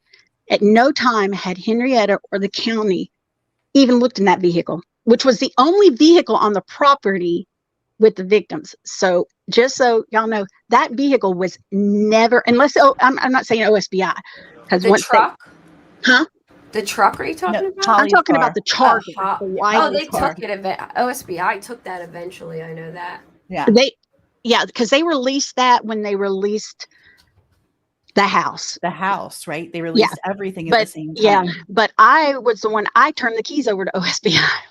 Oh, wow. Oh. So Henryetta, and they could have searched that vehicle. Some of the victims' parents wanted to just see in the trunk. And there was nothing visible by the naked eye in the vehicle. And the only thing I removed from the vehicle was her purse. Nothing else from that vehicle. Do you think that maybe, just speculating, that Jesse could have like gotten blood on him and then tried to come in and like clean up, and which would be weird if you're going to kill yourself. If your plan all along was kill yourself, why would you care? Yeah, or maybe he was like he wasn't going to, and then eventually. I'm just saying that seems to be Henryetta Police Department's theory is that he had his big last hurrah, and he all along was going to. And we know he was suicidal the day before because he told his mom he was going to kill himself. But I thought that the entire house was unsanitary. Mm-hmm. The only thing that seemed odd for a period of like time, it wasn't just unsanitary for that week. It was collectively. Oh yeah, it was. There were. God. I got it. I'm not trying to be mean, but I never seen cockroaches like that in my life. I didn't know they crawl out of your couches or beds and pillows. I didn't know. On the bed? Oh, I don't think that happens in just a week. Oh no. No. Yeah. I saw the sticky trap. Yeah. It was covered. So, and the dishes was, there was a sleeper over the house. So if the bathroom, somebody that had been in there who knew the normal state of the bathroom, maybe would notice that it was clean. I just had never been in there before. It wouldn't be what I call clean or cleaned up. I didn't smell any cleaning products. None. I will tell you that. I did not smell. Was there a bloody rag found too? Because I saw someone say that there was a bloody rag. I've never even heard that. So, but I'm not saying it wasn't, but I'd never seen one. I'd never even heard that before now. But if someone claims they found one, it would shock me. I mean, I'll text you where I saw like where. I can't say they didn't. I would never say they didn't find one. I was not aware one was found. No. I was not. And the last thing I said to OSBI when they cut us loose was I said, please, I'm begging y'all to drain that pond. Please drain that pond. Mm-hmm. And I wanted them to look at that little tower thing too. Do you know if they actually drained it? I don't. Like I said, they talk to us, but they do not tell us what even if you ask them, they simply say something like, it's still ongoing. I mean, they may never really give any press release, because if they find nothing different, you know what I'm saying? They can just say case closed. They don't owe us anything. I mean, as a public, I don't know how it will be handled. I don't know if they will hold a press conference when they do. I don't know. But I do know, I seen with my own eyes, there was an OSBI, and I even have pictures of it, and it had a trailer with a little boat on it go down towards that way. Yeah, I know they were searching the pond. I don't know if they drained it. And when I said, okay, that's something I do want to clarify for the people in the back. Mm-hmm. The search warrant allowed them to go to all those semis, right? When that family member went, I watched a family member, I'm talking, look for everything. And that I won't tell you why that family member was looking. That's their story. But that family came to me and said, I didn't find anything, but one of them has a lock on it. One of the semis? The blue one, right directly behind the house. Mm-hmm. And I said, let's cut it. So I didn't want to go down there by that point. I had too many ticks on me. They cut it. They went in halfway, but I did later go back and film the inside. I have a video of what was in there. Not close up. I just kind of stuck my camera, but I did video it. But I found it odd that if Henryetta or the county's police walked that property, and you notice all these semis don't have a lock, but there's one locked. Wouldn't you want to know what was in there? I would. And you're holding a search warrant. Yeah. I mean, for everything. Yeah, I just can't believe it. We did cut the lock. I didn't personally cut it, but a family member did cut the lock. Did you ever go in that RV? Heck no, but I know a family member that did, and I can tell y'all OSBI was going in there while we were there with the fine tooth comb. So if there was something in there, they found it. I promise you that. But they I don't know if they found nothing or right. Well, even if they did, we don't want to know. Yeah, but there's like 2 of them that was in there. They took it serious. They weren't good. Just ignoring any opportunity. OSBI, I have faith in them.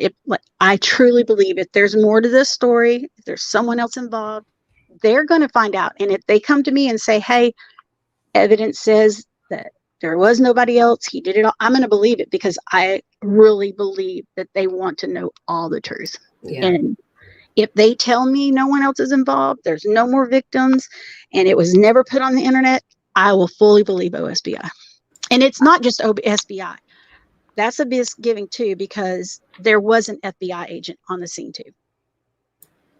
Oh, there was. Yes, I spoke to that person, and they told me not only am I'm here with the OSBI, but I'm also an FBI. I am with the FBI and work with, I can't exactly remember how they phrased it, but it's crimes with children, exploitation and something with children. So, yeah. What's that big antenna on the top of the house? Like, I asked the same thing. Somebody like, told me that like it's before you can get an antenna. This is what one of the family members said. You can get, there is some free channels you can still get nowadays. But I was like, is that CB radio? And they're like, they could have used that for too, but you can still get free TV. Who would know? I didn't know. And do you know what the medical examiner was there for? And if you do and you can't say it, I understand. I could only speculate. Like, there's been no confirmation. And if anybody says that they've been confirmed, all OSBI said is, I cannot comment on this as an active investigation. Yeah. I'm wondering if maybe they like found animal bones or something, and they called there. I mean, there is animal bones, no doubt. I mean, I talked to there was three cows in 3 different stages of decay, not too far from the house. And it was like one of them's head was bashed in, and one of them you could see the throat. So it looked like they were intentionally killed. Like it wasn't nature, and they were not buried. They were just out in the open. Hold on. What did you just say? What did you just say? Like the house, if you're looking at the house directly on and you see the pond to the keeps left, getting more horrific and more horrific. This sounds like something out of like the Texas Chainsaw Massacre. Yeah, really, like so. And we told OSBI, and they went down there, so they're aware of it. Purposely, like this was purposely done. I am no vet, so let's make that very clear. But in my opinion, oh Lord, looked well. One of them, you can't deny. One of them's the body looked normal. It was in decay, probably about a month, I guess. I don't know because I'm no examiner, but it wasn't like the day before. You could tell the head was smashed in, and I didn't want to continue. But one of the family members said, "Well, this one's neck is sliced," and then the third one, I guess, was too far gone to really tell. But they were 1, 2, 3, and we told OSBI about it, and they asked us where it was. But like I said, there was skeletons. I have some pictures. I'll send them to you. They're not very good because at this point I'm shaken, and I was just trying to take things, but. So that's why I thought about bones, but I think you're right. Maybe people misunderstood me when I said, like, I found 3 more phones that maybe. I swore you said bones. And then I answered I did not see any bones that I did not think was anything but a cow or some kind of animal. I answered you thinking you said bones. And then when you said, yeah, I found 5 of them. And I was like, oh, it's the phones. I did not see anything I thought was human bones at all. Nothing that would have led me to, I'd be in a mental hospital at this point. Do we know about the street address being different? I think people are confused because everyone forgets that Jesse's avalanche was on the neighboring property. So that would be the neighboring property is still Ray's property. He owns but it could have a separate address. You know what I'm saying? Tax wise. His whole property has several separate addresses. I'm pretty sure. So I don't think that was just a goof. I think the truck was located on a different address, even though it was right there. I mean, we could probably do a Google search and find out. Tiffany's address was listed as a different address. Too. Yeah, that's just clerical error because she lived in one home. You gotta be kidding me. That's another. Well, they called her Tiffany McFadden forever. And I kept saying, what an insult to her father. Her name is Tiffany Guess. Yeah. It's Mike. And they kept calling Riley a male, saying Tiffy had two brothers. I know. I was shocked. That cleared that the first night we talked, Kate. Remember, I was she does not have two brothers. She has a sister and a brother. Riley is a female. Yeah. They kept saying Riley was a brother. Oh, can you tell them about her artwork? Like how you noticed that? Yeah. She was really talented. Oh gosh, she was. I heard she was a really good artist. Like no, I'm like not talking kid art. I'm talking really. Oh my gosh! And Heather has such a beautiful tattoo. She got it done. She had it tattooed of Riley's artwork. It's so beautiful. But I was gathering up on Friday artwork, things that I thought we could display at the funeral, you know, or something like we didn't know if we were ever going to go back. So we were trying to get jewelry, artwork, very mementos. Precious and I things. started, and I'll send you a picture of it. And I even let the media, we talked about this. She was having artwork like in Westville. It was flowers and horses and water, these bright, just cheery pictures. And then her recent artwork was all dark. Like dragons, fire. It just almost like two separate people.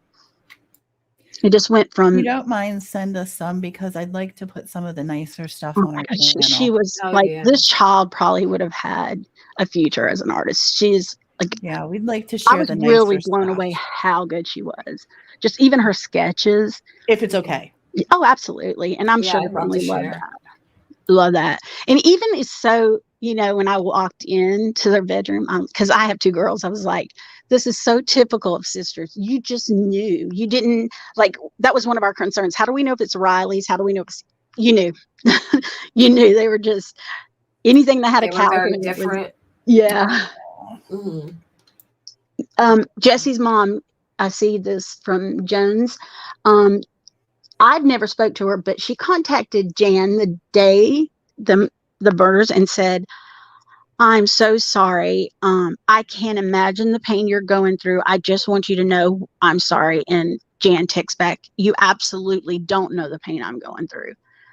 How could you have not contacted when you knew he said he was going to kill himself? Why couldn't you warn Holly? You know, but that's it. There's been no, as of, I asked a couple of days ago, had she contacted her again? She didn't.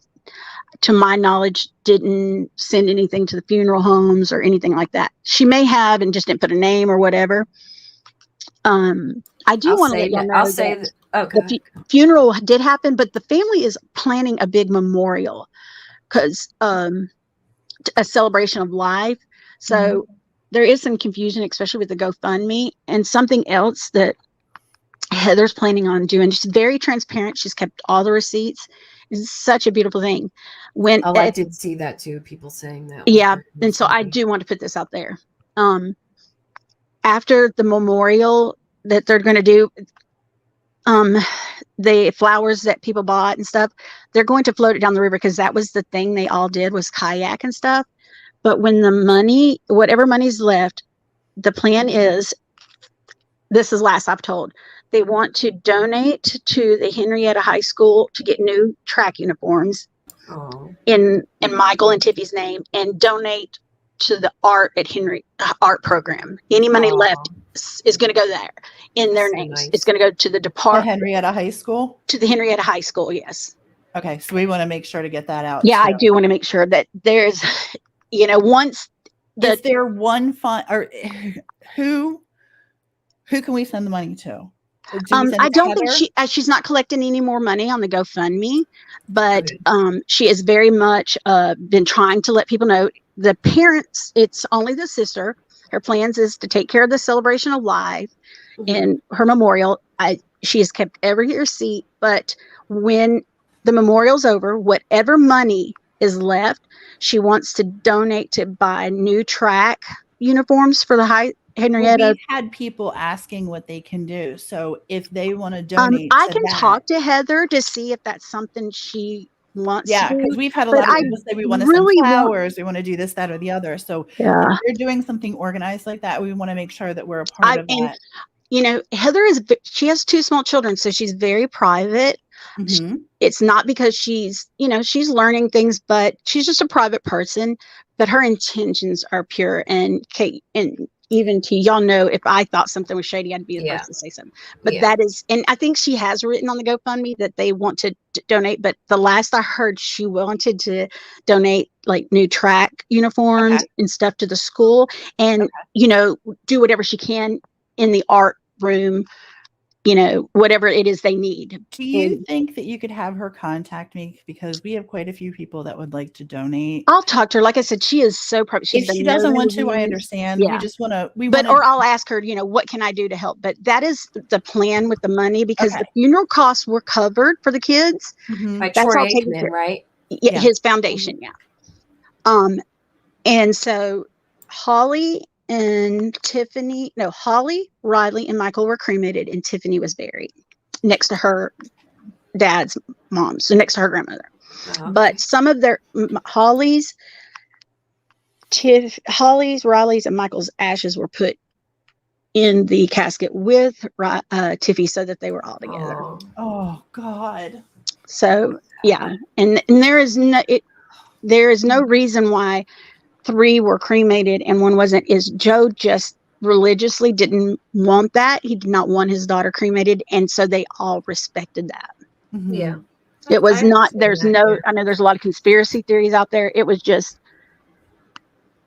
It's that simple. That's how it's going to be. Yeah. Yeah. He wanted his daughter buried, and the other 3 fell on the parents and the grandparents, and that's what they decided.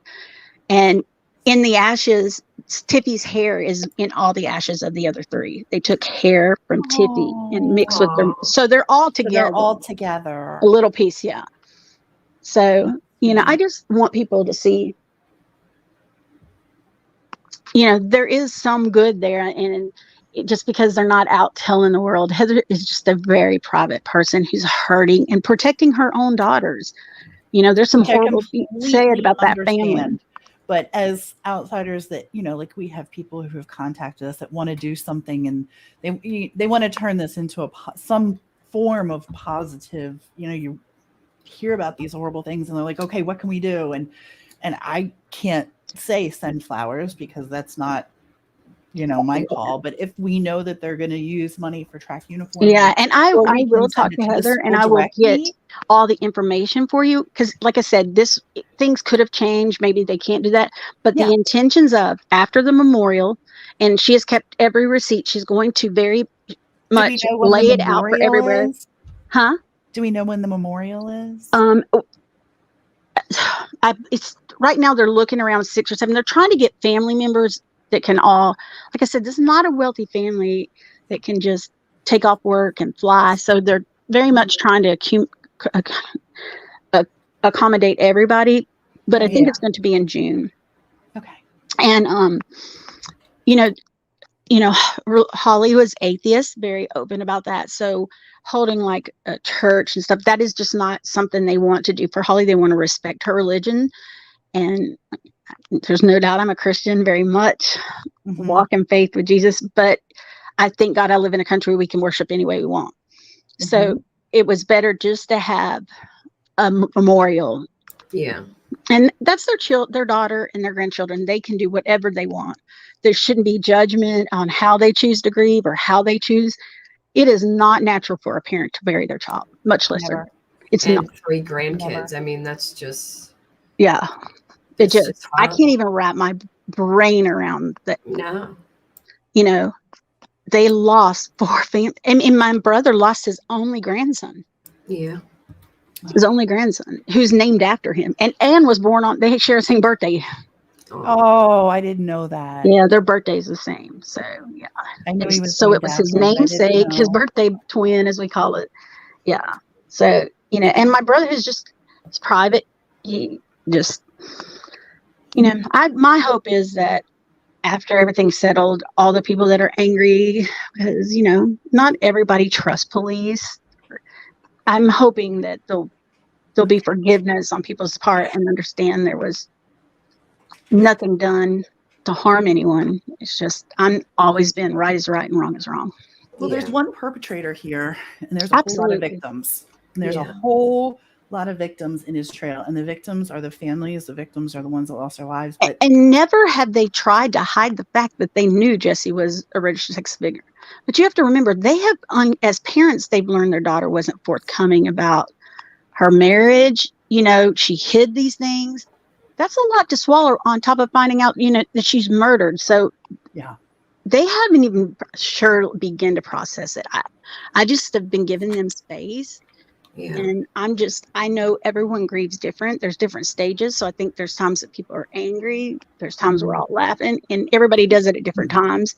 And I'm just a forgiving person. I mean, some mean things like, how can you work with the police? How could you hand everything up? Whatever. But that's grief talk. Because you care about what happened, and I care about them. I want to know the truth. I want to know that there was not someone else that helped him. I just have a hard time wrapping my brain around how a 150-pound man carried 3 bodies a quarter of a mile.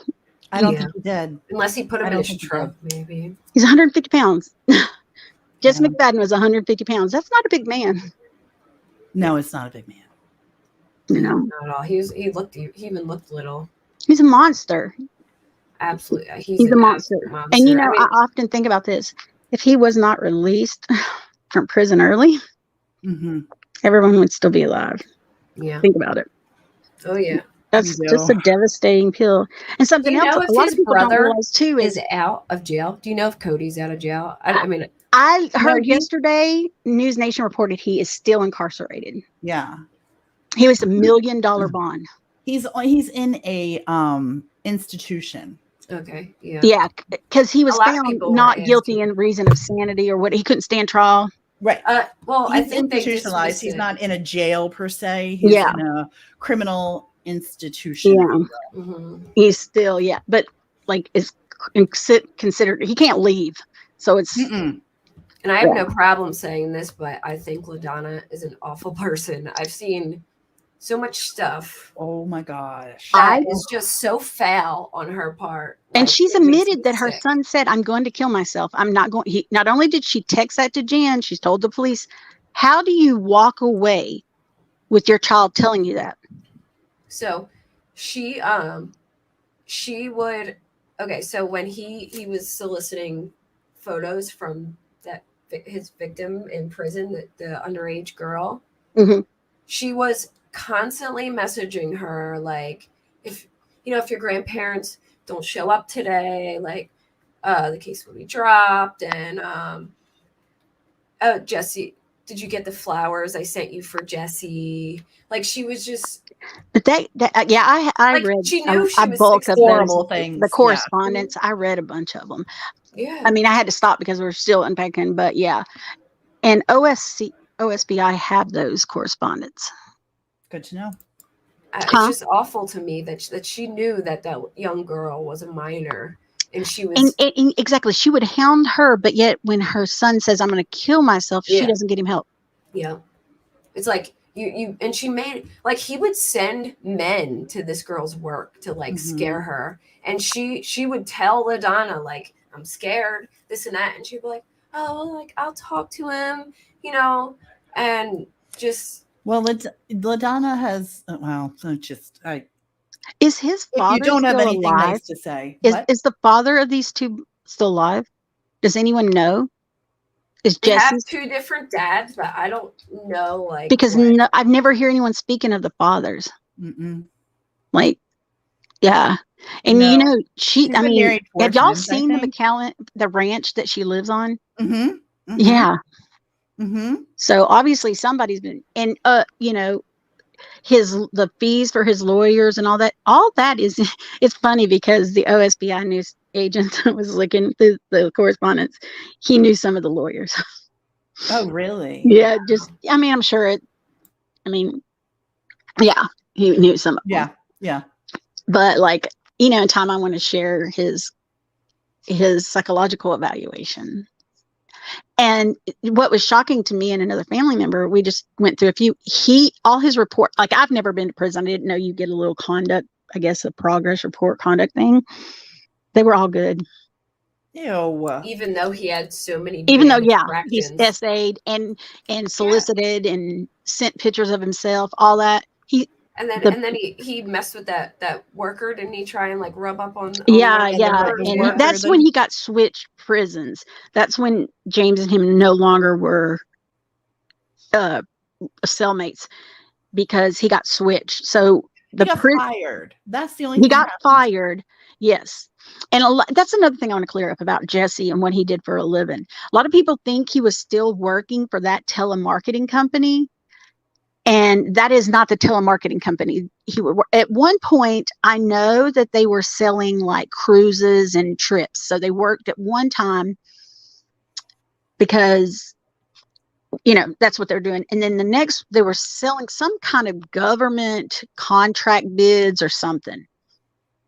But isn't it scary, the fact that inmates call you telemarketing and get your information and sell you stuff? I had no idea.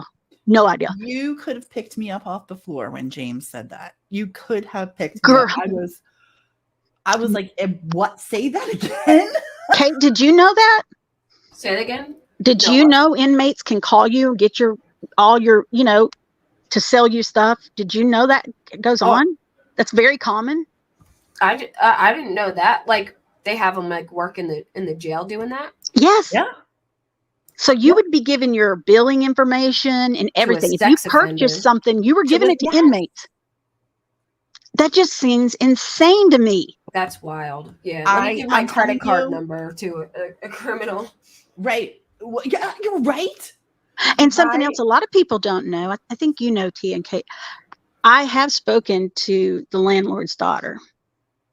Oh, yeah. And she doesn't want me to share anything just because there's some legal things, but yeah. She definitely needs prayers. Let me tell you, I've spoken to like he's the gift that keeps on giving. That one. Yeah. I know so many people that know him, and not one person has a nice thing to say about him. He's actually banned from like a restaurant and another place for being extremely inappropriate to women. I think the one place is called Shoney's, and there's another place he's banned from. I put up screenshots of him hitting on a young girl, knowing she was a minor on Facebook. Yeah, I've seen that. Have y'all looked through Jesse's Twitter? Oh my gosh. Yes, his section. I was like, I have this screen recording. He wasn't even hiding it.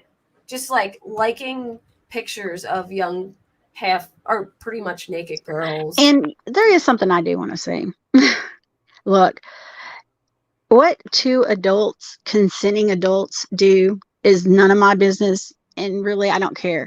But people that are trashing Holly and using the fact that they were looking for another female to join them, I don't think that has anything to do with this murder. I don't understand why that has to be dug up, because what consenting adults do, it's when you mess with children I have a problem with. But I agree. It's just, look, I may not agree with it, but if you're two adults, I don't care what you do in the privacy of your own home. It's none of my business. But I just hate that there was other kids there that had that's my only caveat to what you just said. I agree with you, but once you do it in the company of children, because children cannot consent, period. I don't care if they're 14, 15, they cannot consent. A child cannot consent. They cannot consent to sounds, videos, anything. They cannot consent, period. Yeah. And I hope any parent that has ever allowed their children to spend the night over there, I hope they have sought some therapy for their child to make sure, forensic interviews. I don't know if there's any more children. Nobody's come forward.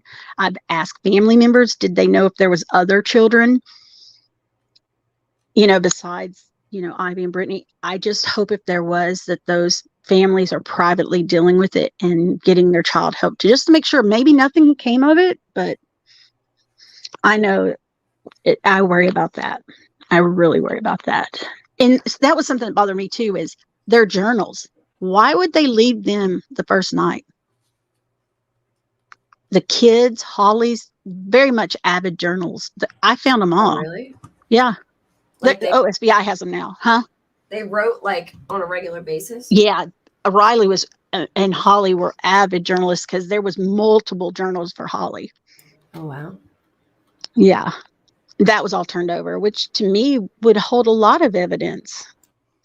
One would think it's in the victim's own well, I mean, handwriting. like computers.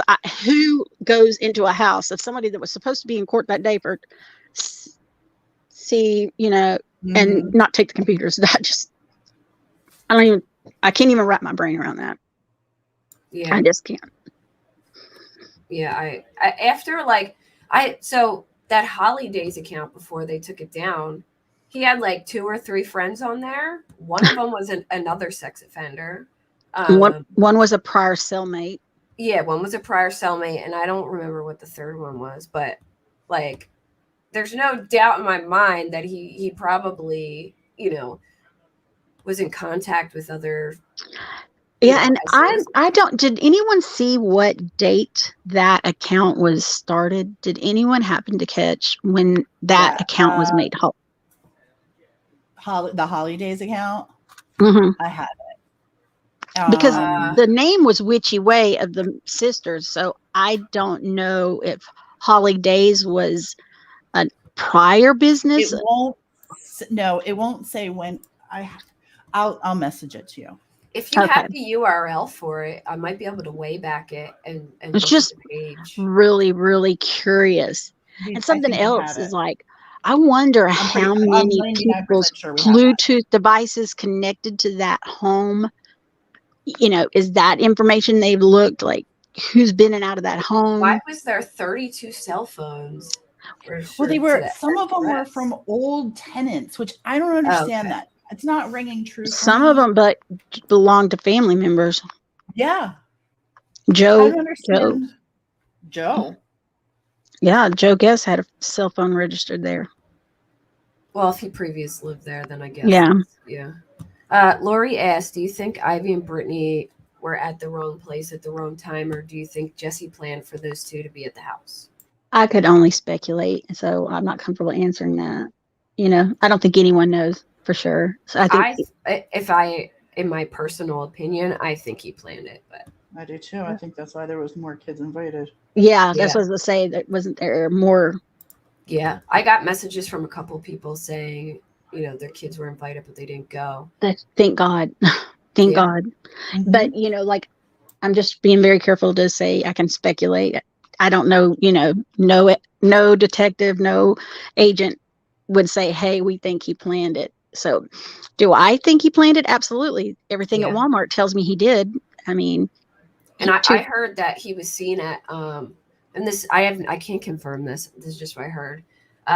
So somebody told me that their friend actually saw him at Brahms, which is like an ice cream place. I heard that too. But go back in the affidavits. What were the cups and lids? They said they took them from the passenger side. Were those Brahm cups? Yeah, I think they were. I got it right here. You want me to check? I'm almost we would know by that. Brahm cups. Yep. Interior passenger compartment to include the motor compartment. Nothing there. So describe it: clothing, personal belongings. Okay. And not only that, but they said that he was very, like, overly touchy towards the one girl, and I feel like I probably Tiffany. should say, no, not her. Okay. One of those girls were beautiful girls. Yeah. Mm-hmm. And the guy felt so uncomfortable about it, but he didn't know if it was like his daughter or something, but he was so uncomfortable. They were so uncomfortable about it that they left. And then when they got home, they seen the Amber Alert and they were like, oh my gosh, like that's that guy. I can comfortably say why I think he planned it is the receipt for the padlocks and the chains was purchased 2 days prior. On Friday, Jan got a text from Holly's phone and it said, Mom, don't freak out if you don't hear from us all weekend. I dropped all our cell phones in a mud puddle. And I was like, Jan, did it not dawn on you then how was she texting you? And she was like, I didn't think about that then. And that was on Friday. That was on Friday. Obviously, when was the receipt for? Let me look. I'd have to, if I lose you, hold on, okay? I'm going to look real quick. Try not to lose you, but hold on. Okay. Fibers. I'm looking, Kate, for the affidavit. I swore I saw, because I remember thinking like, oh my gosh, it says Brahms, and they were like, I remember like thinking that. Yeah. Let me see. I might be able to find Okay. I'm looking at the Walmart receipt. Let's see. 4/26/23 at 15:57. He bought the brass pad. He spent $57.14 on a Visa, but it was done on 4/26. Okay. Now, the only thing purchased, if I send you a copy of it now, can you put it up on your screen? Yeah. Okay, hold on. Let me screenshot it and I'll send it to you. Let's see.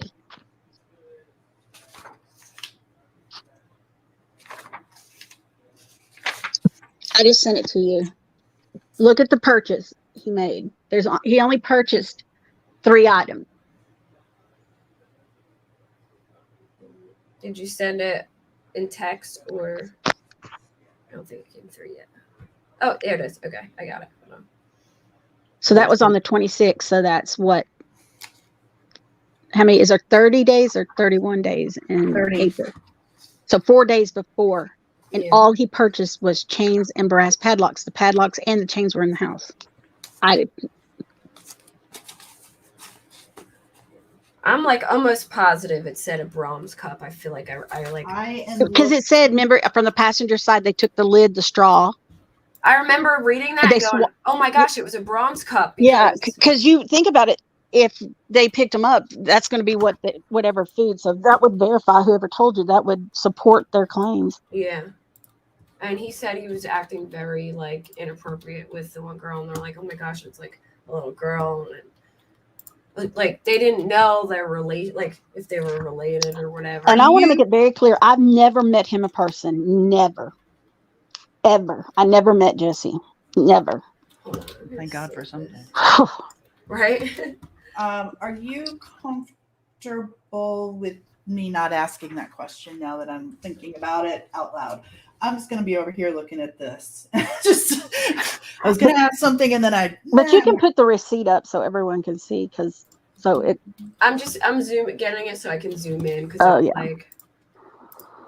But the brand new I'll have to go digging through to find you the box of chains. It was just a small box but I can't find where the chains are anywhere in the house, because you can tell they're brand new. They're nice, silvery, not tarnished and old looking like the rest. Yeah, the other ones looked old. But yeah. I wonder why he didn't use the new ones. Like, it's just strange. There's so much evidence right there. Go pull the camera, make sure he purchased it. Make sure, Mm-hmm. But look at the date. So you can't tell me he wasn't planning something. Yeah, they have the time, the terminal, the Visa. Yeah.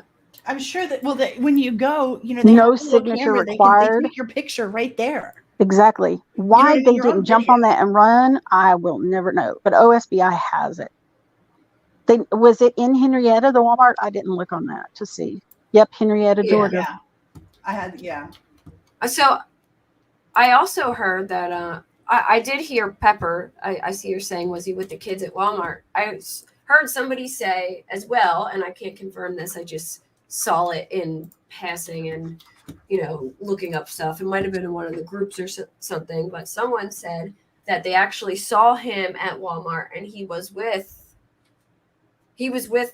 kids, but I don't know. Three of the, yeah. Yeah. So that was my question, actually, Kate. Yeah. Was the timing of things. So I retreat. I don't answer. Yeah. Just leave it alone. Yeah. We're not going to go there. I don't want to. I'm just really careful to not answer or to say anything that I cannot 100. Like, I'm very comfortable saying, yes, I believe this man planned it. Mm-hmm. Nobody, a detective, but who goes to Walmart and purchases those things 4 days before? Why would they text he was on Friday? Stuff, in my opinion, for sure. Yeah. He knew. Oh yeah, no, yeah. He knew he was going to go back to jail, and that I mean, there was no, like, after seeing everything, like I heard a recording of him that was very foul. Ugh. And like, it was horrible. It was like I don't want to like I'll just say, like when those creepy people like prank call you and they have that like heavy breathing in the background. It's worse than a heavy breather. Yeah. It was awful. Do you see the I'm asking her to look really quick on her documents. If you see like the Brahms ice cream stuff. I just know that on the 8th, OSBI issued a search warrant on the Avalanche, and I remember that they had taken lids and straws from fast food restaurants, but I can't remember what they were. I'm looking right now to see. I know. I'm reading through the papers. If this is Brahms, then 100% what that person told you is, it's obvious that they were truthful because, and like they swabbed for DNA on the dome light. I mean, did you see the drawer that was full of? I took the picture. Would y'all like to see it? Okay. What was it full? Let me ask this. If you can answer, can you say what it was full of? One side was a basket full of medication. It's going to probably upset some people when I say this. None of the medication was missing from some of the bottles, meaning it was prescribed but never taken. Okay. And on the other side was a bunch of liquor bottles and some dispensary things, some kind of patches, THC patches. Okay. And the thing is, on Friday night, they made me go in and secure the house and I had some personal things I wanted to get out there. We had put a bar up on one of the windows because none of the windows in the house had locks, except in Riley and Tiffy's room, that window was nailed shut.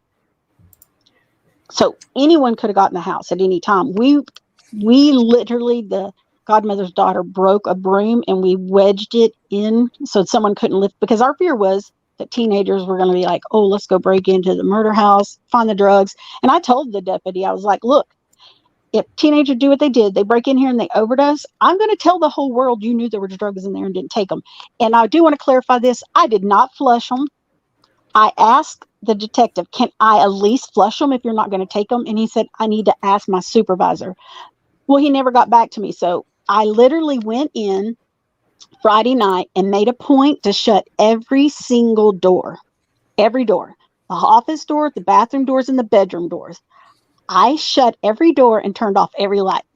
When I got there, I was the first family member to go in the house. 3 doors were open in that drawer that we left in the living room. I can send you a picture of before and after. You can tell everything that was stolen out of it. So somebody went in Friday night.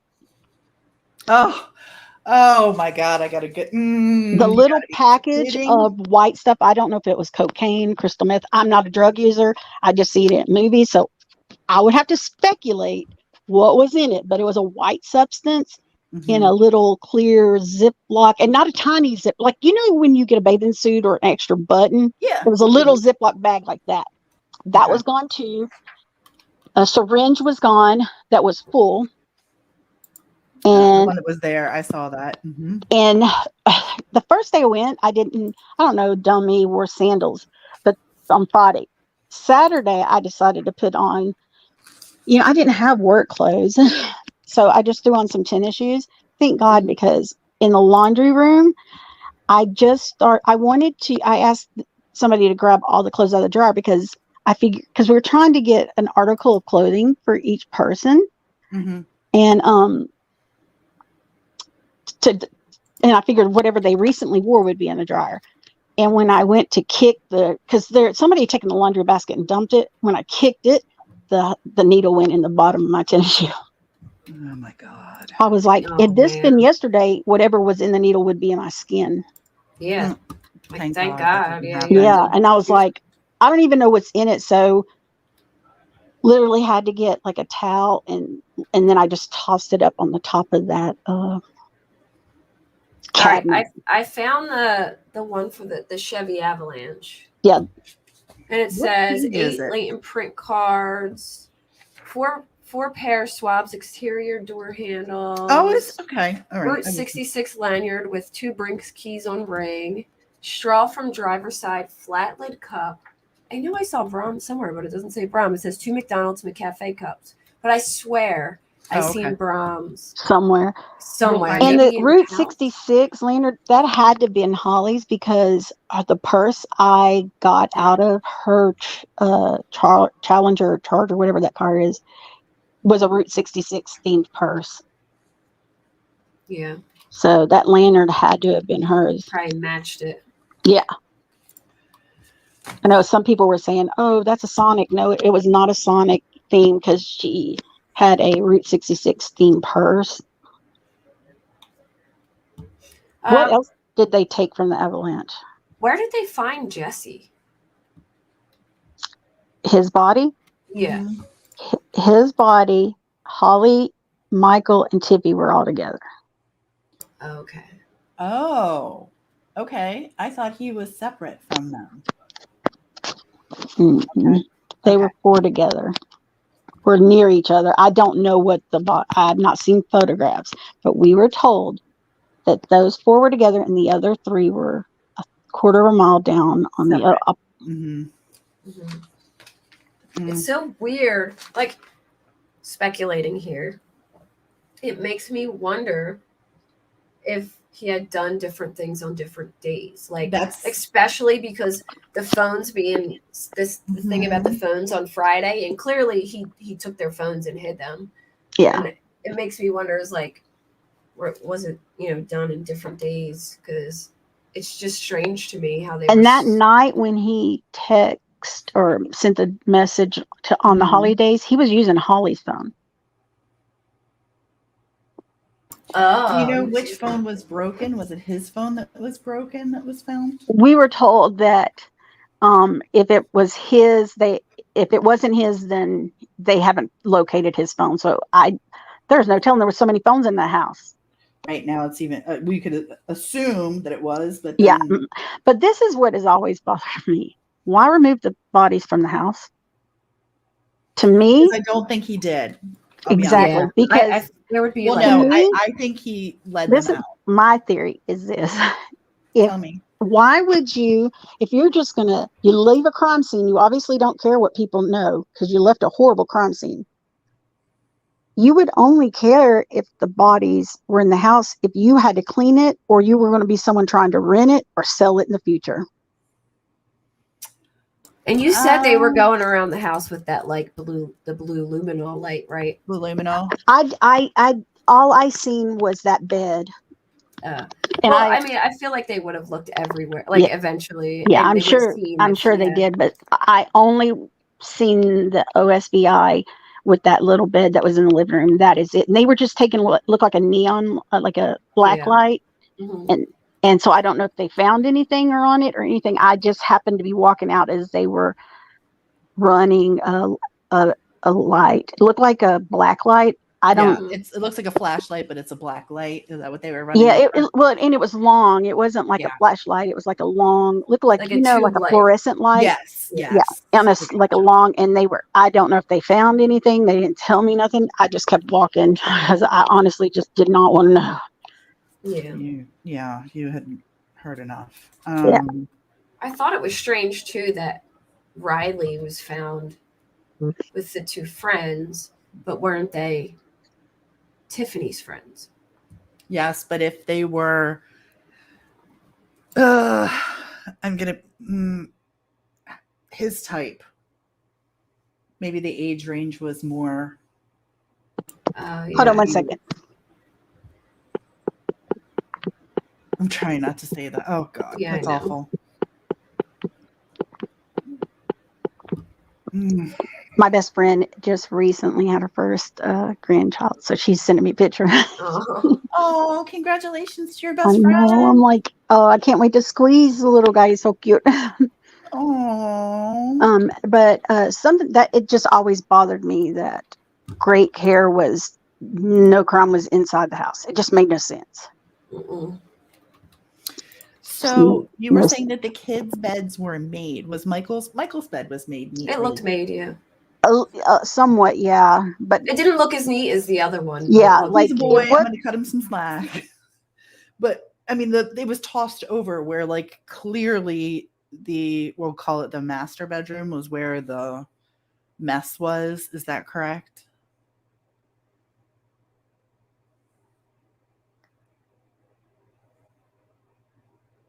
Say that again. Where what mess was? Is that where, like, the cow print sheet pillow thing was, where the chains were? Is that was the master bedroom, correct? That was Holly's bed. Yeah. Okay. Yeah. I haven't even said this to anybody, but on Saturday we were emptying out dresser drawers. Mm-hmm. Nowhere in that house did I found a pair of men's underwear or socks. What? Really? Some of my family members didn't think that was odd. They're like, men don't wear, but there was not one pair of underwear or one pair of socks for him. It's weird. Oh, my son doesn't like to wear. My son doesn't like to wear underwear because he has he doesn't like socks on his toes. He has I forget sensory issues. Sensory issues. Yeah, but I was like, I don't know a 40-year-old man. No, I don't either. Mm-mm. Especially someone that's incarcerated. I just found that odd. Maybe someone in the chat. It is odd. No, I think odd. it's odd. It was just weird as I was going through, because that's a small dresser. And even though my son doesn't like wearing underwear, I still got tons of underwear. Because we made a point not to take anything of his. Nothing. If you see the Scrabble pieces with their names, Holly made that and Jan wanted it, but she was like, do not bring me his name. Yeah. So we did not take anything that belonged to that man. I don't blame it. I wouldn't want to see any of it. Someone asked if there was a campfire pit on the property. Now, I did see one that was like not dug in the ground, but one that you would buy like at Walmart. Mm-hmm. But I didn't venture off really because ticks were really bad. We were all getting ate up with ticks. But so I don't know. But I did see right there in there. And there was also those sticks to make s'mores. But it's just like a little fire pit. We all have them living on Fort Bragg. We all had them at one time. Mm-hmm. John, you know what I'm saying? We have one, yeah. Yeah. I seen one of those. But as far as like one that was dug in the ground, I don't remember seeing one, no. No. Oh, and I didn't know if you finished. You were saying like your theory. What was your theory of how they ended up far away from the house? I just think that why go to all that effort if you're going to kill yourself? Unless at some point you're somebody that have an interest in that house. Meaning nobody's going to want to rent a house or buy a house that happened in. It's just something that keeps playing in my head. Don't disagree with you. I think that we're all thinking the same thing. But also I'm looking at it from a standpoint that he's only 150 pounds. So I think, and he's a sadist. I think he walked them out. I think he made them walk out and he had a weapon in order. But we know 4 of them wasn't walked there. We know 3 of them because I don't count him. But we know that was not the location, Michael, Tiffany, and Holly. That was not the original. So I want to know, where's the original crime scene? They were believed to be moved, I guess. Yep, and moved in stage. So if it wasn't inside the house and it wasn't where they were located, where's your crime scene? Okay, thank you for clearing that up because that was... Yeah. And that is what he said. This is directly what the lead investigator said, that he only follows evidence, and the evidence says... That guy, Joe. Yeah, he's the one that said he was going to arrest me. He's going to arrest you. Yeah, I was like, oh, I think he was just mad because I kept questioning, like, why aren't you taking these restraints? Why aren't you taking these drugs? And when I said, if a teenager comes in here and steals this, I am going to tell the whole world you knew and did nothing about it. And that's when he going to arrest you on based on what exactly? That's what I said. For what? I've never in my life even dealt with police before. Let me understand this one more time, because I'm such a fan of Joe Prentice. I can't even tell you. He makes my head spin around and I spit out pea soup. But he couldn't follow. You're lucky. It almost came out. He couldn't follow the leader, Joe. But I would like to know, you're a family member that he just threatened. I want to add this to the icing on the cake for Joe Prentice. I want to make sure this is out there too. Joe Prentice told you, a family member who's helping, that he would arrest you because you were saying how it needed to be taken care of. No, he said he wanted me, the godmother, and the godmother's daughter to leave because, wait, are 911 records public knowledge? Is records? Could you call and get a copy of a 911 call? Once they release them for you, yes, we can. Okay. Yeah.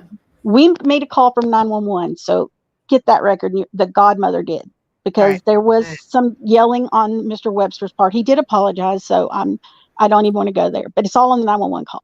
Okay. He said to me and the godmother and her daughter, I want y'all to leave because I think if I leave, it's going to get volatile again. And we all said, no, we've all said sorry. There's not going to be any, but he goes, I don't care. I want y'all to leave. And he was like, he said, look at me now. Are you going to leave? And he's shaking his head. I was like, yeah. Like, I'm thinking, do you think I'm going to sleep here tonight?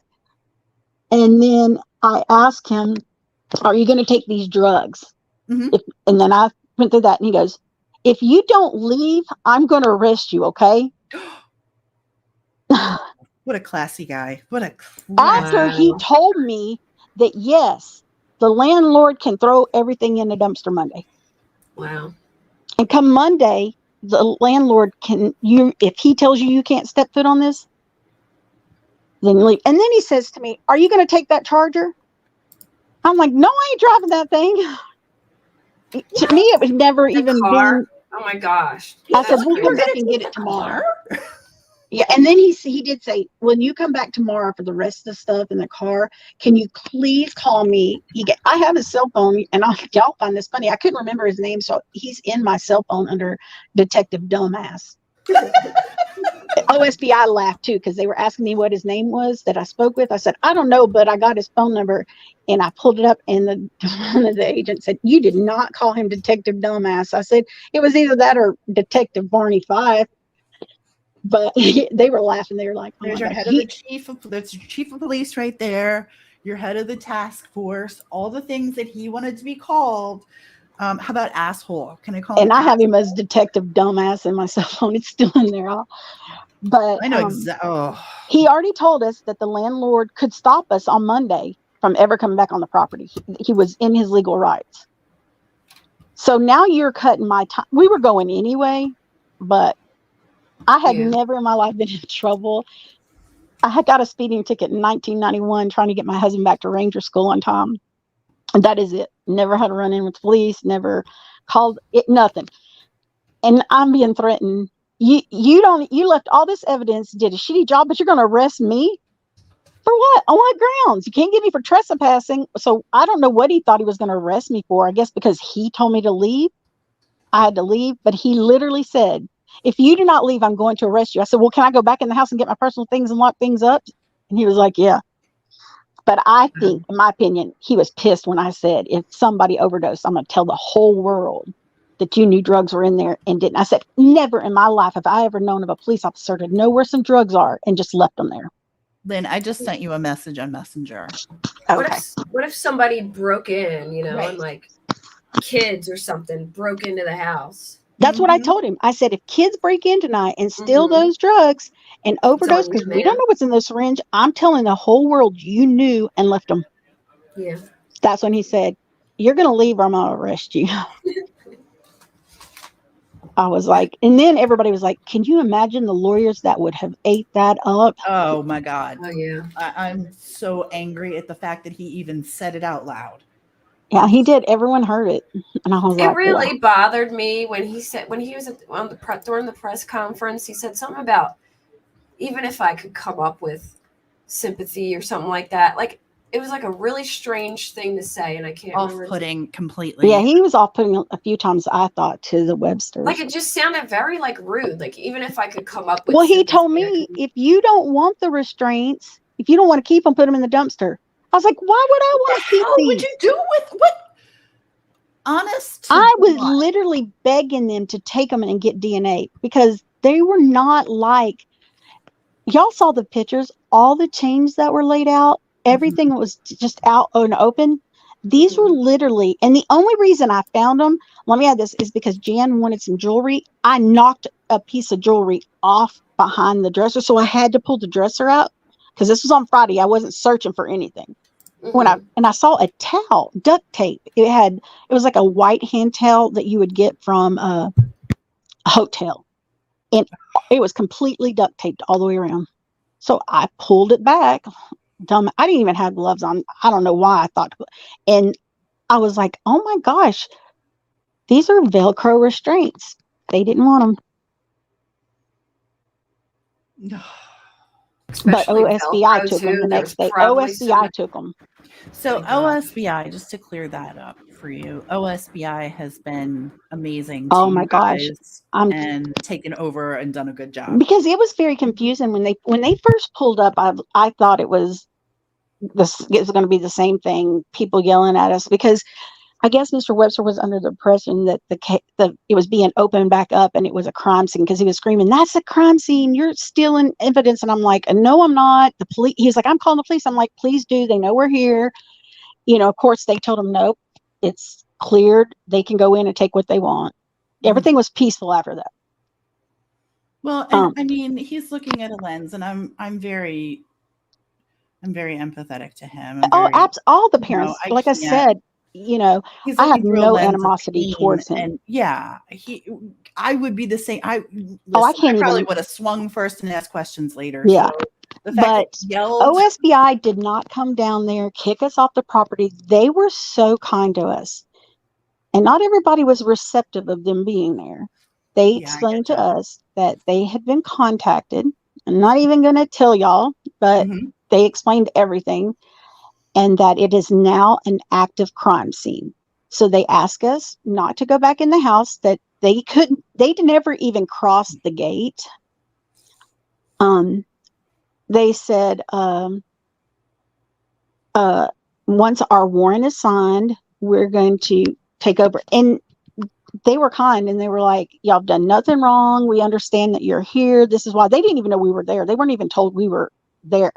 So they were as surprised to see us as we were them. They came down and said, nobody's in trouble. You've done nothing wrong. But before you leave, we need to see what you're taking and catalog it. I think that was the word they used. But they did. Every car they went to, they pulled everything out. And not only did they video it, but they took like old-fashioned camera shots. The only thing they did before they came on, because when they got the search warrant signed, they let us know. They all started walking towards the house. Is they did grow up on the drone. And I was like, "Hey, can you show me how that works?" And I was like, "Can I video the drone?" And he was like, "Yeah, because it's videoing you videoing it." And it was pretty cool, and explained to me how they use it in court and stuff. They were so amazing. They were just so kind and patient. To hear that. Yeah, like at one point, I just started throwing up, just nerves. They went and got me water, just so kind, very kind. No matter what your emotions were, you could be angry to confused to, and they were just, it was like night and day. Apologetic that I had to see things, and answered questions that they could. And, and would say, well, I can only assume, like when I ask, why did they leave the house? Why, they were so nice. Yeah. Like I said, if they were to announce that, yep, there was no other victims, he acted alone, case closed, I will truly believe they investigated to their fullest and will be okay with whatever. I truly believe. And one of them actually said his job is to arrest somebody, and then they all had different jobs, and they were very clear to us what they each had a task, like some of them did the drone, some of them did the crime scene gathering. They all had different jobs, but they were all so nice, so professional. And I just really was impressed, very impressed. Is there any concerns about the search warrant because they had some incorrect names and information on them? Did you notice that? To me, I'm assuming that they only reported what Henryetta and the county, but I'm sure a defense attorney could eat that up in court. Yeah, they got a couple names wrong. Yeah, the names were wrong. The addresses were incorrect. That's ironic because when they got there, one of the investigators I was talking to kept referring to Tiffany as Tiffany McFadden. So apparently that's what they were told. So I don't think they did it intentionally. I think they only had what the county and Henryetta Police Department. So that's what they had to go off of. So they were correcting everything. I believe day one, we heard it was when it was first reported. It was the Tiffany McFadden. Yeah. So what is do you think the core issue is laziness or like a cover-up? I think Henryetta did not even know how to handle it. They should have backed out immediately, but my gut says a cover-up. Like, do you think maybe they purposely like didn't want to get too deep into it because they knew that he was an SO and that it might come out that they weren't very competent on like. I don't think Henryetta or the Cody County, however you say that county, I don't think they realized it was going to go nationwide. Yeah. Yeah, probably. They probably didn't realize. And I mean, but I think it's just a very rural little police department that had no clue what they were doing. And I've heard that their theory is this: the crime didn't happen in the house was none of their business. So that's actually not untrue. And I went through this and it sucks and I hate it. And I had to learn this lesson from a friend of mine who was teaching me on a 2-hour conversation that the actual crime scene is where the bodies were found. The house is not. Can't they expand the crime scene if they? You can expand it, but the actual, when you go in and you say this is the crime scene is where the bodies are found. But at that time, they didn't know where the crime took place because... Right. And apparently, according to you, we still have some questions as to where the crime may have taken place. Well, I asked them. I asked that detective, I was like, okay, you told the whole world in your conference that the bodies had been moved and staged. Well, we know it didn't happen in the house, so where's your crime scene? Yeah. And like, honestly... And what did he say to that? This case is closed. The perpetrator's dead and the victims are dead. Oh my God. Oh my God. But I mean, if I was an investigator and I felt like they were staged and moved, my first thing would be like, all right, we need to expand this and you know. Exactly. And they had a search warrant to go in the house. Yeah, they had every reason to go check. Like, they literally had a search warrant to check everything. So my point is, you go on national TV, you tell the whole world, because a reporter said, and we can even play it, where Holly was she holding her children, and that's when he said the evidence says that the bodies were staged, where they were located were not where they were killed. Okay, well, we know they weren't killed in the house, they weren't killed where they were found, so where were they killed? Should be, because of the blood loss, there should be a initial spot where it should be pretty clear where 3 people were at least injured and moved. And that makes sense why they only found 4 casings. I asked them, did they search the pond? And he said there was no need. Evidence didn't validate that need. I said, so 3 young deceased teenagers wasn't enough evidence? Located near the pond wasn't enough evidence to go looking? And I'll say this, I think if he didn't do it in separate days, I think it's very possible that he could have had someone helping him or something like that, because I just find it crazy that he would be able to handle that many people at one time without somebody escaping or somebody, you know what I mean? Like, and he's only 150 pounds. But he does have a weapon. And how did you move everything? You know, like, it wouldn't shock me if there was, you know, someone else that was.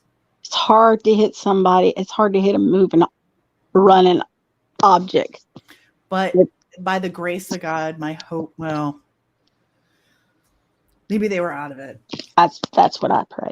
And I know that's a horrible thing to think. No, that's what I've for. said too. And I don't mean it disrespectfully. I mean it with all my heart. I just pray that they weren't in their right mind. And that's absolutely something I'm working with therapy is just, we'll never know, but it just bothers me. Did they see what happened to I just, they're so beautiful, young, innocent children. God, why didn't he just take his own life? Nobody cared. Nobody would care in the whole world. Maybe Holly, but nobody else would have given a damn. Obviously, his mom didn't. His mom, because he told his mom he was going to kill himself, and she left. So nobody would have probably gave a damn but Holly. I'll never understand it, honestly. Besides him wanting to fulfill his own crappy. So OSBI has an open case, but Henryetta has a closed case. Is that my understanding? Yeah, he told me personally that this is a closed case. That's why the crime scene was open for us to come remove everything. So that makes sense. When OSBI, the lead lady, told me, she said, yes, because I said, well, they told us, because at first we were a little confused, like, are we in trouble for removing stuff? And she was like, you guys are not in trouble. You did not break any laws. This did not become an active crime scene until I stepped foot on it. So now it's an active crime scene. That is why I'm putting a halt to everything. She was like, so it did not become active until she stepped foot on the property. So what happens, or the way it was explained to me, and it's very black and white, cut and dry. There is no gray area, middle ground. And this is hard for me to swallow because my life is gray area. I look for the gray area and everything. But the way the law looks at it, apparently, and this is my understanding, so if I'm incorrect, hopefully Eric can straighten me out, but there is a crime scene where the bodies are, okay? And they go in and they say, okay, we found the bodies. Here's the crime scene. Here's the perpetrator. Their job is to go in and find out who did it and the bodies. Like missing kids. Okay, found the missing kids. Here they are. But isn't it their job to find where it occurred? No, because their job was to go in and find the missing kids and find out what happened to them. They found the missing kids. They found the bodies of the others, and they found the perpetrator. Case closed. Now, then there's this whole other aspect of it that OSBI has opened. But according to Henryetta, it's closed on their, which is dumb. It's so freaking stupid. This is how the OSBI explained it to us. The lady that, I'm not saying her name because she hasn't said it. She was the lead. She was in charge of the scene. She said that y'all have every right to be here to collect your property. It was a cleared crime scene. But when I was called in today, the minute I stepped foot on this property, it became an active crime scene. For OSBI. For OSBI, yes. Yeah, okay. So you are 100%. From my understanding, it was no longer like when they were doing the interview, it was like, you may have shared this with Henryetta or Oskogie. I'm sorry if I'm saying that. No disrespect to anyone that lived there. I can never say that word correct. You need to tell us too. Gotcha. So, yeah. I understand when my friend was killed about 4 years ago. He killed himself, lost the whole property. Yeah, exactly. And the thing was, Lori, he, and I love your profile picture. They had everything in that search warrant. They had the right to everything, the initial search warrant, and they didn't use it. They did not use it. They had every right to go into that house to collect.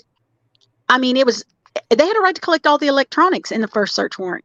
Right, because the lazy ass cop said, oh, case closed. Here's the perpetrator, here's the victims, and we can see what they did, so we don't need to investigate. I'm going to search for the copy that they left in the house. It's somewhere. I just have hundreds of phones, and I will get it to both of y'all so y'all can post it. Because they just left a copy, and apparently I've learned that that's what they do. If you're not there to put it in your hand, they just leave a copy for you. So we have that copy.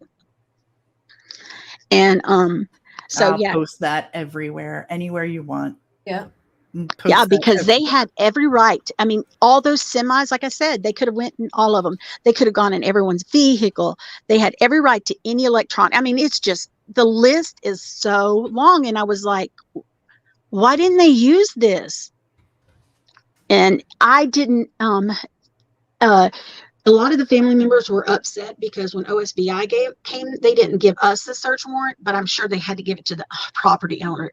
They didn't owe us a copy of it. If you think about it, it wasn't our property or anything. And that's why they would have, if we did not consent to the search of each vehicle, they would have had to get a search warrant. And they would have got one, but we were like, there's no reason, go ahead. We all consented. Every person there consented to having their vehicle searched. And the U-Haul was not rented by OSBI or anyone. It was rented by the family. And it was kept overnight just because it was dark by the time. And it was released the next day. Well, the items that they took on the initial search warrant are, I will never understand. They're like the stupidest thing, like a State Farm token. Okay, the State Farm thing was a good thing because I have State Farm. Oh. Do you know that's like a tracking device? Oh, I didn't know that. I thought it was like a little like... Yeah, it's a lot of people are saying that, but I have State Farm. It actually will let you know speeds and all kinds. That was the only smart thing they did. Yeah. They didn't take no fingerprints or no DNA or nothing. And then they took pictures, but I can tell you why they took pictures. A lot of people were like, why did they needed pictures for some of the family members because they needed dental records. Oh God. And this is how bad a lot of people don't know this. The medical examiner called Jan. Do you know initially she was told that Michael James' cause of death was undetermined? Huh? Yes, ma'am. Yes, ma'am. We were told his cause of death was undetermined. And so when we got the next call, the medical examiner said that medical examiner always does that first. Why? I don't know. We don't know. I mean, I don't understand how he would say undetermined because we all know now it was two gunshot wounds to the head. But initially when he called, the first two we were given were Riley's and Michael's. And then we were told Tiffany had multiple gunshot wounds and we were told Holly only had one. But it was the other way around. Which is exactly wrong. Yep. But I am here to tell you we were initially told Michael James' cause of death was undetermined. God, I'm sorry. That is how messed up this was. Yeah, we were told undetermined. So we were like, well, was he drug overdosed? I mean, thankfully we didn't talk to the media about it because but yeah, initially we were, because they only gave us two, and that was Riley's and Michael's, and they told us the next day they were going to do Holly and Tiffany, and that is the day they asked for where the kids went to the dentist. And so, yeah. I'm so sorry. How bizarre to tell a family member undetermined. And Jan was like, what do you mean undetermined? And he said, well, the medical examiner told her I did not do his exam, but it is not uncommon for this examiner to put that initially. And that, to my knowledge, it's never been clarified why. But he said, I didn't do it. But then the next couple of days later, we got a phone call where they told us everything. Also that night, that they called and said that they had taken all four of them to Tulsa to the medical examiner. And Jan said, can you please tell me that he is not in the vehicles with my children, my grandchildren, or my daughter? And they said, we will tell you this. He was the last one and he's with nobody. He was the last person to be taken. So that was like, it meant something to them, to the family, that he was not in the hearse or whatever. They didn't. And like, there's some big conspiracy. They chose not to bury her under the McFadden name. Her death certificate will say McFadden, but nothing else. It'll say Guess. Did she officially change her name? Yes. Okay. And that's why the death certificate will say McFadden, but the family is cremated her, and the memorial stones and all that will say Guess. They do not want the McFadden name. And they legally could do that. I think that's important to them. I support that. And a lot of people think there's a big conspiracy, and it has nothing to do with the fact that they just don't want the McFadden name attached to them. Think about Chris Watts' parents. Shannon Watts' family did the same thing. Yep. Which again, I support. Whatever it takes for the family to feel better, if that helps them, I'm in support. Whatever that is. So all the big conspiracy theories on social media saying, "Oh, they weren't legal. They were legally married. They just have chosen not to have anything other." They wish the death certificate would say Guess, but it can't. It has to be McFadden. It has to be her legal name. Yeah, but everything else, like the obituary and all that, says Guess. Not for any other reason than they just don't want that name McFadden anywhere near them. I don't blame them. So so if you see that, I'm telling you personally, that is why. There's no conspiracy behind it. There's other than the fact that they just don't want that name. They don't want to look at it. I don't even know what happened to his body. I don't even know if he was buried, cremated, what. Nah, I don't know. I don't care. I said they should have left him out in the field for the buzzards. Yeah, they should have let him. It was good enough for his cows. It was good enough for him. Hurt. Huh? He probably should put him next to the cows. That's what I said. Let him just out there and let the buzzards have him. Mm-hmm. But I don't know if he's what they did with him, and I really just don't care. Yeah. He's not. No, he gets. That's why I don't give him too much attention on our channel. We focus on what happened and who it happened to, but not who did it as much, because he doesn't get that from us. And it was so morbid to me. Not that it was bad enough he contacted his victim, but at that point we have to believe that everyone's gone, they're out in the yard or whatever, and he just casually starts messaging someone, sends a selfie to prove it's him. What a psychopath. Yeah, sadistic. Yeah, she asked him for a selfie. She said like I need you to prove it's you, because good for her. And then I think she contacted the I can tell you the picture he took was right there in the living room. You can see the tiles. Right there. Yeah. You can see Tiffany's little. And that folder with all the letters that he wrote to her was right on the bed on the floor. Yep. So I feel like he probably pulled that out of somewhere and was, reminiscing and. Yeah. My heart breaks for her. Could you blaming everything on her? Gosh. Yeah. No accountability. She was terrified of him. I mean, he would take her location. He had a secret Facebook page. Yeah. And he would post on the Facebook page, and he would get her location and post it publicly on the page, and then tell her he had people watching her, and if he saw her with a guy, he would have them killed. I mean, he was horrible.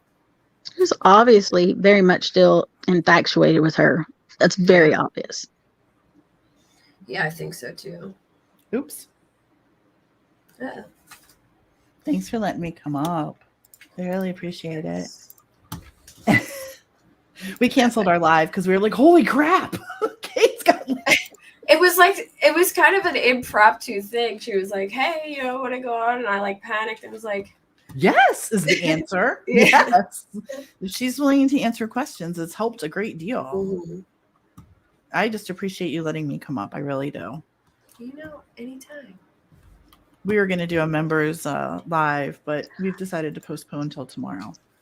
I let the dog back in, and it took all of 2 seconds. Yeah. I can't help it. I just love animals. But I really do want to thank you girls. Y'all just probably will never know how much you both been so helpful to me. And Kate, thank you for taking my 1 a.m. text and calls. And Tia, thank you for reaching out and just being, I don't know, you've just been so amazing. Anytime. I don't even know how to thank y'all enough. How do you properly thank somebody? And then I was like, I'm dumping on poor Kate. She's going to need therapy too. I told the therapist that today. I'm like, oh, and sometimes I get off the phone with you, Kate, and I think, oh my God, you just told her so much and not even thinking she may not even want to know this. I adore you ladies. I don't mind. I'm just glad. I mean, it's different for you because you were there and you've seen these things, like even though hearing them is like crazy too, it's not the same for me, you know what I mean, than it was for you. And I honestly don't mind at all if you need to vent or I just don't even think people realize how much I've shared with you and how much you've just been such a great confidant. And I don't even, like, even my therapist was shocked that I don't even doubt for 1 minute that neither one of you ladies would say anything. And you've just been so respectful. And I think I couldn't have got to this point without you two girls. I would never want to share anything that would get people upset or mad or what, I mean, I don't there's a difference between a 1 o'clock in the morning text from a victim's family and working a case. It's enormous. There's not even, they're miles apart. And when you text, it's you talking, it's not you sharing. And that's the difference. And I didn't even realize that, like, as a trauma response is you're wanting to get it out. You need to find a safe place, and like, just who do you tell in your family?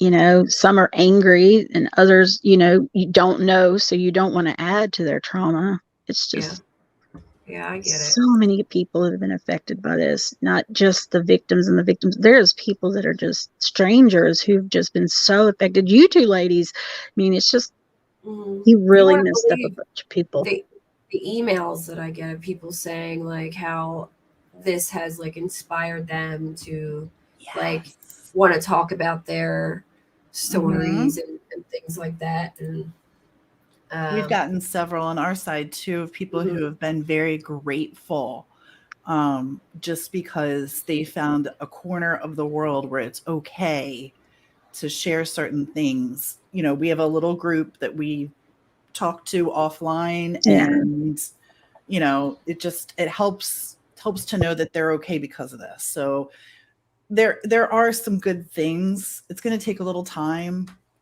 but there are some good things coming out of this. And I'm a positive person. I'm a believer, and I always believe that through the darkness comes the light. Absolutely. It just takes time, and it's not I always forget that I'm not driving the bus, and it's not on my time. It's not my schedule. So I always say whenever I put things on my time, I always mess it up. Well, Callie Glitter. I'll be real. I felt like Ashley Banfield kind of like railroaded you a little bit, and I don't like it at all.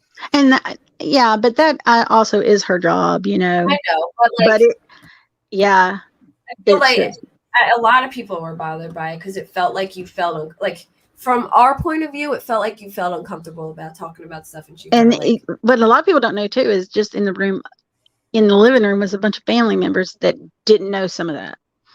I didn't. And she like straight put it out there, like I didn't play that. It made me very uncomfortable. I did not enjoy that. I did not enjoy watching you. I don't like that. I didn't even know if you could say things on national. You know what I'm saying?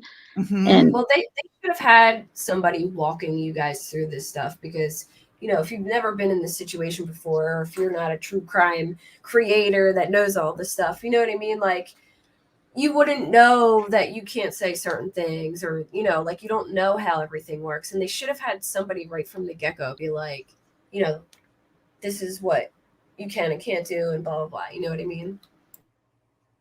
It's just, and I don't think this is going to die down anytime soon. Well, I will be honest with you. I think that there's some people who still have some explaining to do. And absolutely. Until you tell me to shut up, I'm not going to. And I mean, when you do, I will. Like, we will shut it down quicker than anything. But to me, it's just, there's some people that need to answer some questions. Starting with Henryetta Police, it just, it just, whew. Rocks roll downhill. Yeah.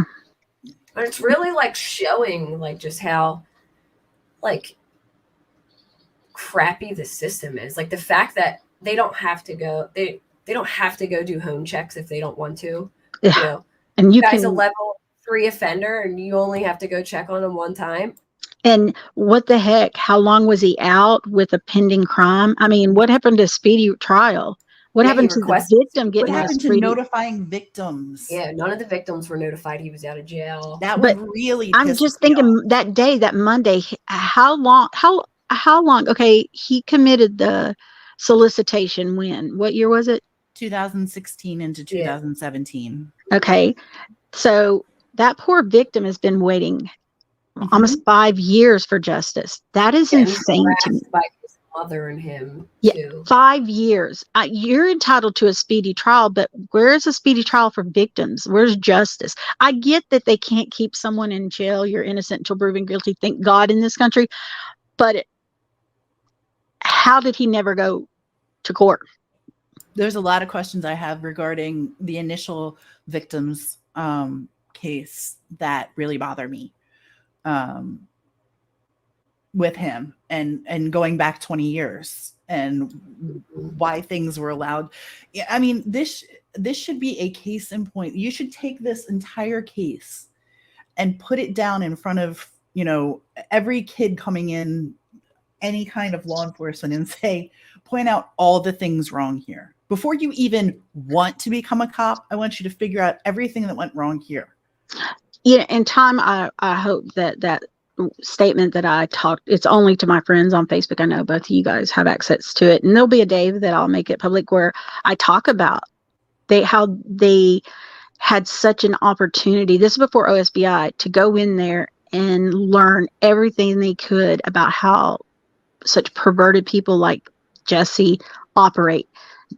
Walking away from all that was a dishonor to the victims and the victims' family. They dishonored. Could have used that in for research in understanding. Absolutely, that's yeah, and like we talked about, in a day and age where sex trafficking is at all-time high, and you just walk away with no concerns or care.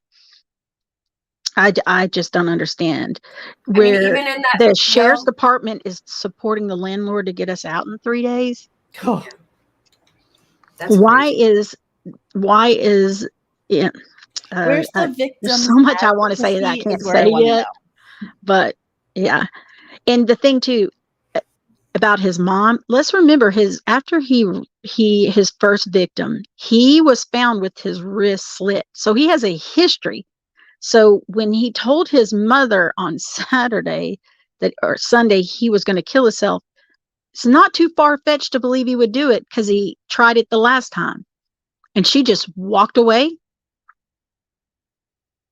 It's just, I don't know.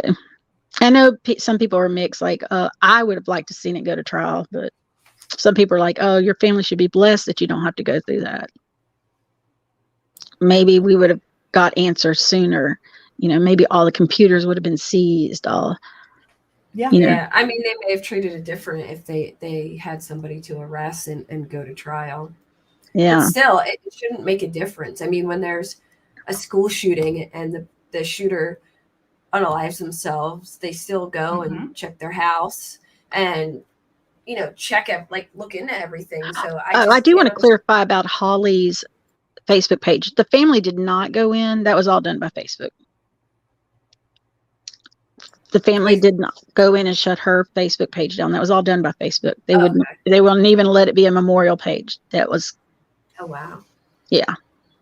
So yeah, everyone's speculating that we went in and knew the password and we're trying to cover up evidence, and no, it had nothing to do with us. Facebook made the decision and was notified that it would never be a memorial page. Yeah. So no, there's no conspiracy behind it. Why did they take 2 towers on the first warrant but leave all others behind? They didn't take nothing, did they? The first warrant. Nothing. Yeah, they did. They took 2 computer towers on the first warrant. So they took the 2 towers from 2 flash drives, 2 towers, and the State Farm and pictures. Yeah. I thought they didn't take the towers until the second search warrant. This is on May 1st. Oh, well, good. But why did they leave them? Did they take them from the living room, The office? It doesn't say. It couldn't have been because the ones in the living room were there. Like, which ones did they take? Yeah. The ones in the living room were there. And the ones in Jesse's office was there. Did they take Michael James's? Because I can't remember. We'd have to go through the video and look. Oh, for corn's sake. Of all the ones you're going to take, because there was no computers in the girls' rooms. There was a tablet. Like, I called it an iPad, but to be honest with you, I don't think it was an iPad. It was just a tablet. Mm-hmm.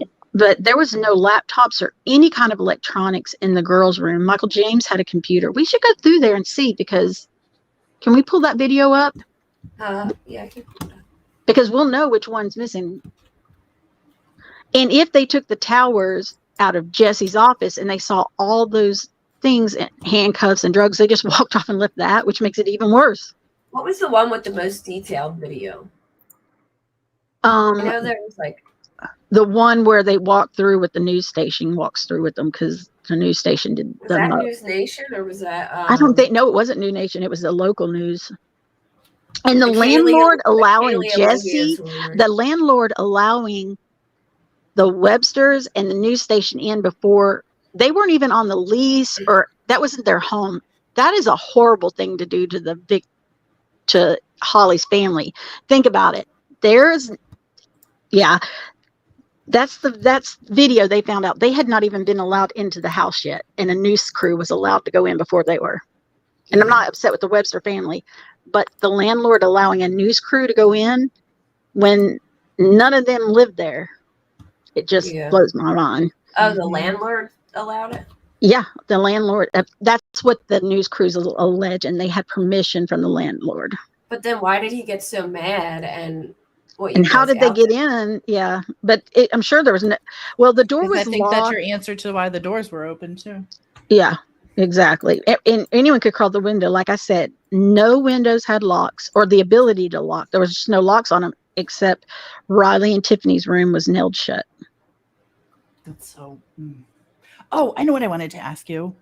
Are you able, and I don't know if you're able to do this, but are you able to clear up, and maybe you already have because I came in late, about Riley's schooling? Sure. What do you want to know? Where did she attend school? How long was she in school before she was pulled out? Okay. They were at Westville. And from my understanding, they left Westville. They were still on remote learning right before the summer. And then they started Henryetta. Okay. Riley was pulled out right before her birthday because they not only did they pull her out for homeschooling, they canceled her birthday party. She wasn't allowed to have a birthday party. So she wasn't pulled out very long before the murder happened. Okay. So she was pulled out of school after they moved. Yeah. She attended Westville. And but then when they moved, she went to a different school? She went to Henryetta. Okay. And she got pulled out of Henryetta? She got pulled out of Henryetta for, I don't know if I should share it. Yeah, no. But yeah. That's what I wanted. I just wanted to get. Yeah, it wasn't, her birthday's in February, so it wasn't very long because, I don't know the exact date, but I know her birthday was like, party was that weekend and that was canceled too. Okay. So she was having a big birthday party, and they canceled it because and then they pulled her out of school to homeschool her. Okay. And she was 16, and then she turned 17 in February. So it was she got pulled out a matter of days before her birthday party. So I don't know if the birthday party was going to be like, on her, like it was probably the weekend before her actual birthday. Okay. But yes, she was pulled out by Jesse and Holly. I appreciate you clearing that up. The time frame. I really, that helps me.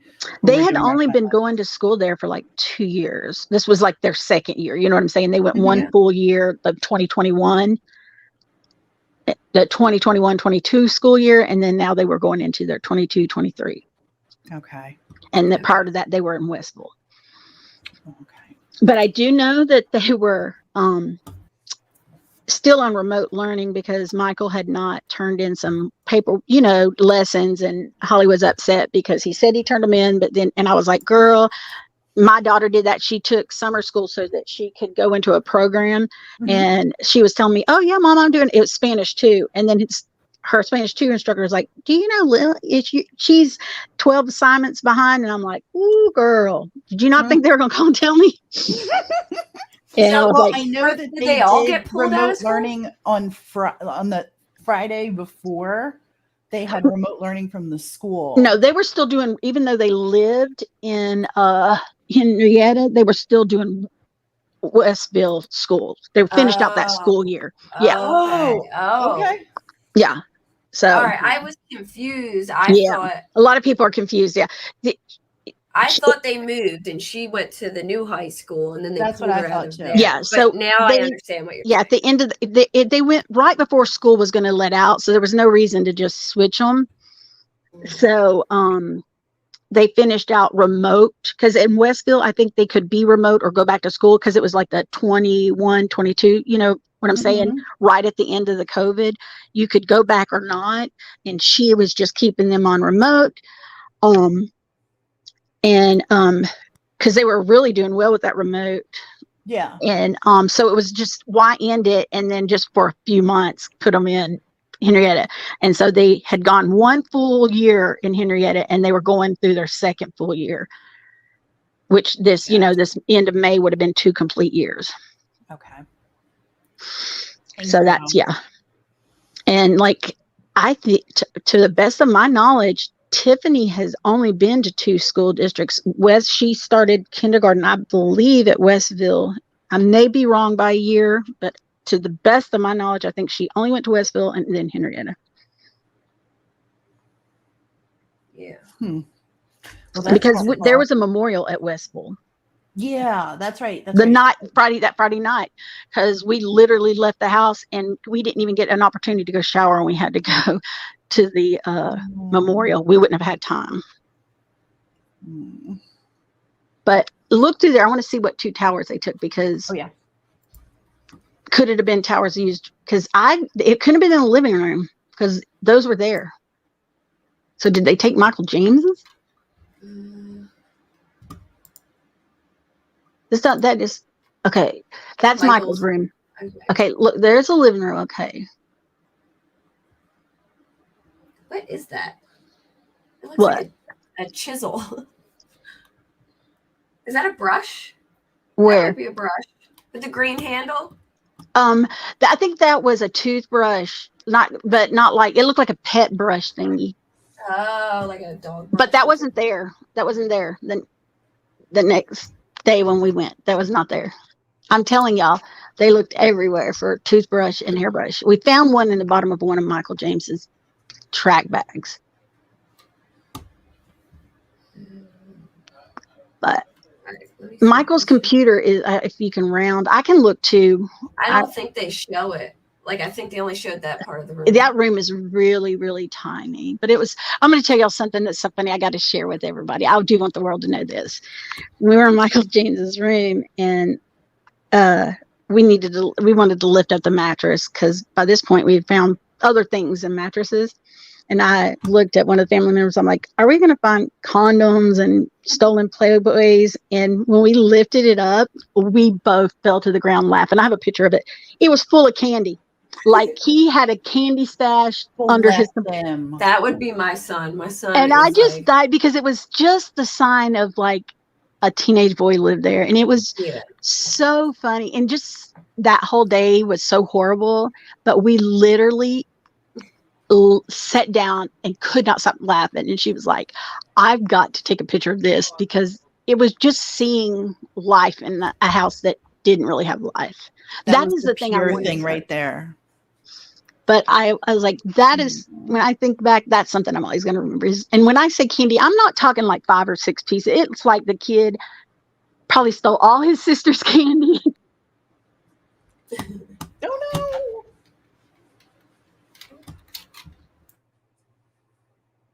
Oh, we lost her again.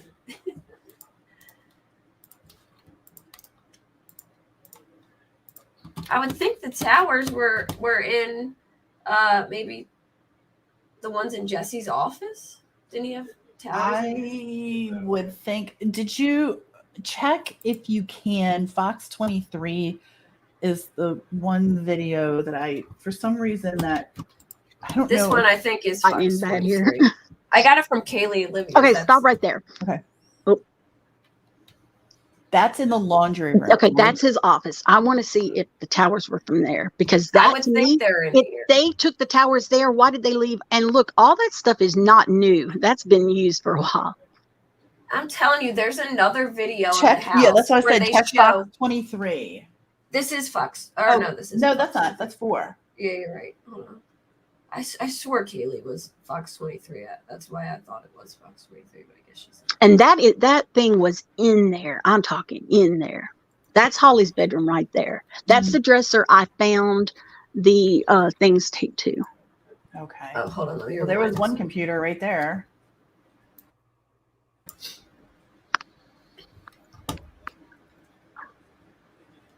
What is that round thing? Go back. Oh, okay. The phone. Right there. That's in the living room. Yeah. Okay, when I got there, see that? Stop it right there. That little nightstand is where I found the boxes of new chains that they had just bought. This, the one in their bedroom. Yeah, there was a box. I'll send you the pictures that matched the Walmart receipt. Okay, that's the living room. Okay, that's the bedroom. Was there was a webcam in here? You said, like connected to this? I don't know. I heard there was, but we didn't see it when we got there. That's the living room right there. Like right when you come in, that's to the right. So they didn't take that tower because that's in the living room where there's 2 screens. So they didn't take the one in the living room unless there was more in there and they just picked 1 or 2 they wanted to take.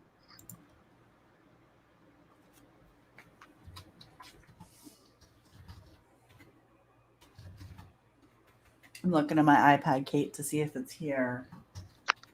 Because the one in the, oh my gosh.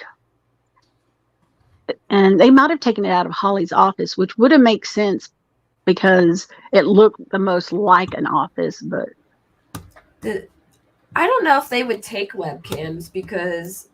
There's nothing going to be on it. Yeah, there's nothing going to be on it. It just plugs in. Yeah, they would take the computer and the flash drives and things because that's where you would. Yeah, but the webcam, I mean, it's not going to withhold information. And like the screen divider, the dividers, none of that was taken, but it don't hold any information either.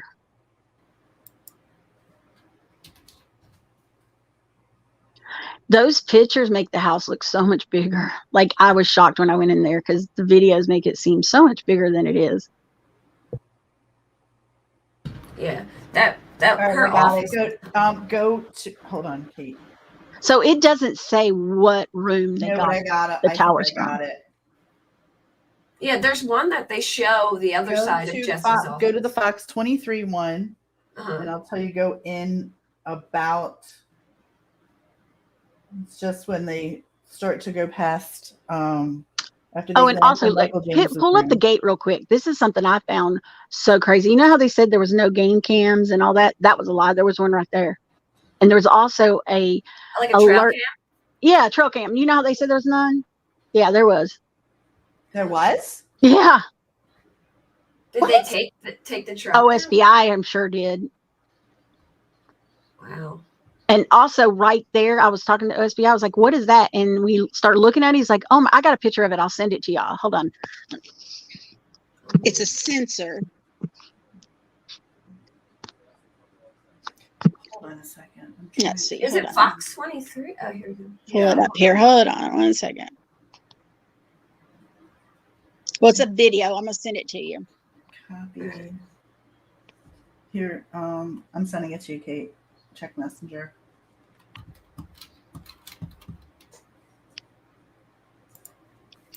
I just sent it to you, Kate. It's a video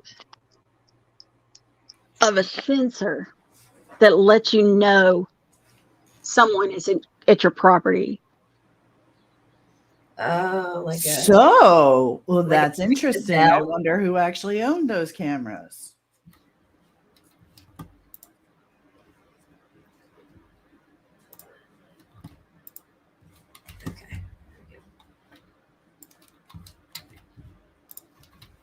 I'm just gonna leave the sound off though, so that way I don't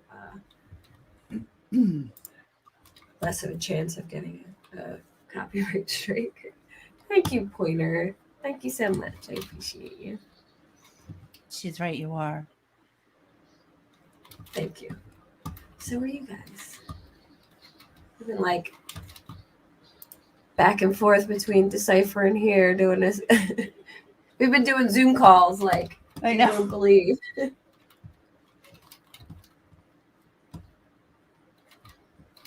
Oh, here we go.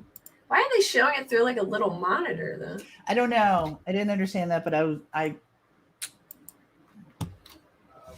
What's that? Like Gorilla Glue?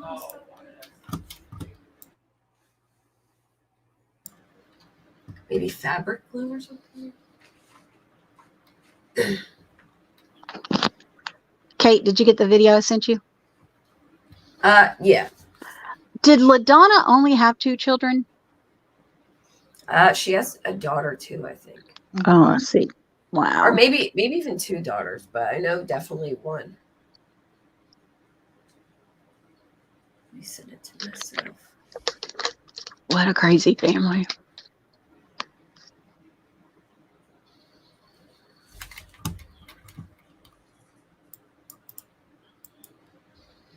I know there's another one that it might be this one.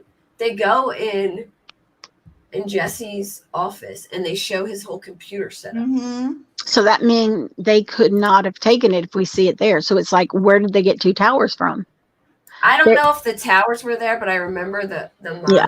The only rooms that I witnessed any electronic device computers were the ones in the living room, the ones in Jesse's office, laundry room, and the ones in Holly's office. And then Michael James had computer in his room.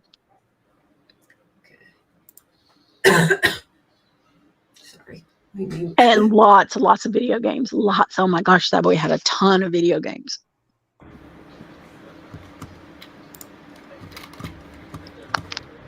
Is that the one right here? See, there's no tower right here. 1 minute 48. It's this one, right? This was in the laundry room or no? Mm-hmm. Yep. Or was that Michael's room? No, this is the laundry room. Oh no, I'm lying. This is Michael's room. Yeah, it doesn't. I can't see it for some reason. Not showing on mine. Oh, sorry. I have it on my screen, but I had it. They changed the screen sharing thing, and it drives me crazy. I apologize. Right. You know what? I think that you might be right. I think they might have taken Michael's. Yeah, I think that's Michael's room. How crazy is that? Of all the computers, you're going to take the young kids? Is that's Michael's room, right? Or is that no? That's the living room. Nope, that's Michael's room right there. Yeah. Is it really? Yeah, because the office, it looks different. That's not the office. Cabinets or something. Yeah. Wait, is that you're sure that's not the? That looks like the living room, like right when you came in the living room. That's what I was going to say. Is that what that is? The living room? Yeah, that's the living room. So they must have taken them out of the living room. Oh, maybe the big tower connects to this that we seen in the living room. I'm looking but for Jesse's. All of them had 2 screens. Like there was 2, 4, 6 screens between the living room and the 2 offices.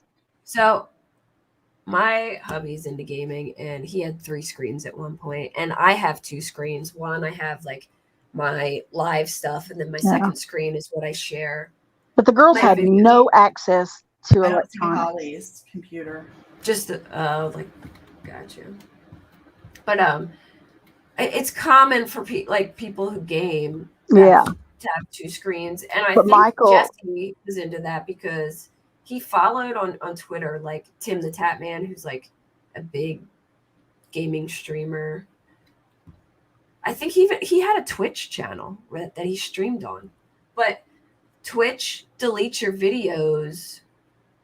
Oh my gosh, I just thought of something I can do. All right, so Twitch deletes your videos after so many days, but I might be able to way back his Twitch and see if I can see any of the videos. I don't know if I'll be able to watch them. I don't see Holly's. Her desk is kind of messy, so it's really tough to. Her desk is the one with all the stickers on it. So I can't tell if that's a printer. That's their room? That is so small. That's Holly's bedroom? Mm-hmm. No, this is Holly's bedroom, right? When you see the Route 66, okay. It's like a box. It's small. Exactly. That's what I'm telling you. And that's the dresser I found the Velcro restraints to. On top of that seat, that we found the box of chains. Why was the vent off? Like the vent lid? I don't know. I don't know if like the police opened it or. Now that's Jesse's office. Yeah, they show the other side. Well, it was such a mess. Gosh, it was messy. And I just did. I was like, I can't. It's tiny too. Very, very tiny. What is that? A bong? What is that stuff? Yes, it's a bong. Yeah. Mm-hmm. Ew. Stop right there. Can you see? Is that a printer or a printer right there? It looks like. That's Holly's office. Is that a tower or a printer? What's that white thing on the desk? That's Holly's office. What white thing? Is that a keyboard? Yeah. Yeah. There was a bunch of keyboards. But that's Holly's office. Oh my gosh. And it is tiny, tiny, tiny. What did she have on the shelves? It's just like bags. This was like her work stuff, like the witchy On way that or side whatever. right there, on that white bookshelf and the black bookshelf, it was full of stuff for the witchy way stuff. It had like books of recipes for their stuff. And just a lot of handwritten stuff. There's a headset. I guess it's for work. The heater. Vaseline. That drawer with all the pills in that was the top drawer there. I just pulled it out and set it in the living room. Oh. Yep. Now this is his office, where all the cell phones were found. Is that like tick stuff? Like what is that? It looks like a lot of hunting, like bow hunting stuff. There was a bunch of bows and arrows. Oh, there's my friend. Was there anything nefarious, for lack of better word, in Holly's desk/office? Somebody asked. I'm just not comfortable. Yeah, I can't share that yet. And feel free if anyone asks you. Yeah, and I'm sorry. There's just, because it's still ongoing. There's just some things I can't answer. We completely understand. We know.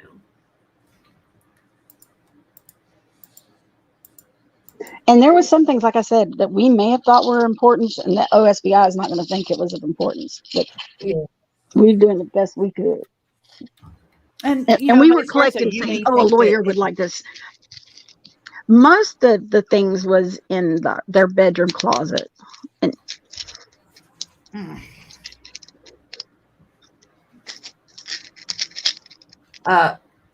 her office had a deadbolt on the inside, I think. Yep.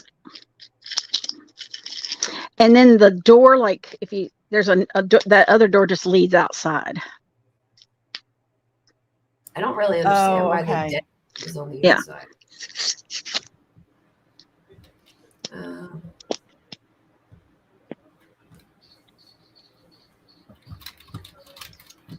Kate, I'm gonna hop down and thank you both very, very much. Yes, lady. I'm gonna get off here too. I'm gonna get the dogs out. Well, I just want to thank you for letting me interrupt your conversation. No, thank you for being there. Just thank you both so much. I'm so thankful for both of you. We're thankful for you, and I'm just glad that I know it's under terrible circumstances, but I feel I just am a firm believer God puts the right people in your path in life, and it's not by circumstance. And a day will come where I can share so much, and I've shared some with y'all, but you just got to respect that they're still doing an investigation. So, I would never want the investigation like I said, you get compromised in any way. You get and if there comes a time where you have to say no more, then we like I said, we shut it down. Yeah. All right. Well, thank you, ladies, and everyone in the chat. We will talk again soon, I'm sure. All right. Y'all have a great weekend, okay? You too. Right. Bye-bye. Bye. Bye. Oh, Kate, thank you. Thank you. Thank you for coming up and sorry for hijacking, but you helped me so you much. Hijacking. You helped me so much. And God bless her. I just hope she's okay. But I will talk to you later. Bye. Okay. See ya. Oh, memberships. Oh, thank you, Lori. I'm sorry. I can't see memberships from StreamYard for some reason. Thank you. I appreciate you. Thank you. Thank you. And if anyone else got a membership or anything, I appreciate it so much. I can't see it. I can see like super chats, but I can't see it from memberships from StreamYard for some reason. And sometimes I pull up YouTube, but I feel like when I put YouTube in the background, sometimes it slows me down. So thanks, Lori. And I'm just so glad Lynn was able to come up. She's like, I was so upset because, I'm like sitting here and I just know, all this stuff because I've talked to her and I just know how genuine she is. And I never for a second ever was like, no way she's lying. And, it hurt me to see people talking about her that way because I know that, she really came from a good place and that saying the things she didn't really help her in any way. So I don't know why, it's not like she's putting stuff out there that, like she said stuff that potentially would bother people. And, she said it because in her mind, she is passionate about finding out what happened to, all of them. And if there's other people, so. I know, me too, Pepper. Yeah, I know. Well, it always happens in these high profile cases. There's always stuff information moves fast. And people like jump to conclusions fast because people get very passionate about cases and they want to make connections and they want to understand things, and you like want there to be answers. And but I like I just felt for her because I would just see so many people like saying, oh, I don't think she's telling the truth. I'm like, I know she is. Like, I just know. Yeah, they were all really left to do like Ellie's work until OSBI came. I mean, OSBI was a total godsend to show up. And she never doubted OSBI from the second they got there. And she said she really believes that they're going to get down to the bottom of it completely because they really care so much. So yeah, he did leave behind a group of victims. And I'll tell you right now that she's the type of person, even if it's something that she doesn't want to admit, she'll say how she feels about it, regardless of, the situation. Like she won't hold back. So I know, you know what I mean? Like, I know she's not lying. She's very honest about her feelings, even if it's, good or bad. Like, I don't know if they'll release the final results of the autopsies. I mean, I hope they do, but part of me feels like they might not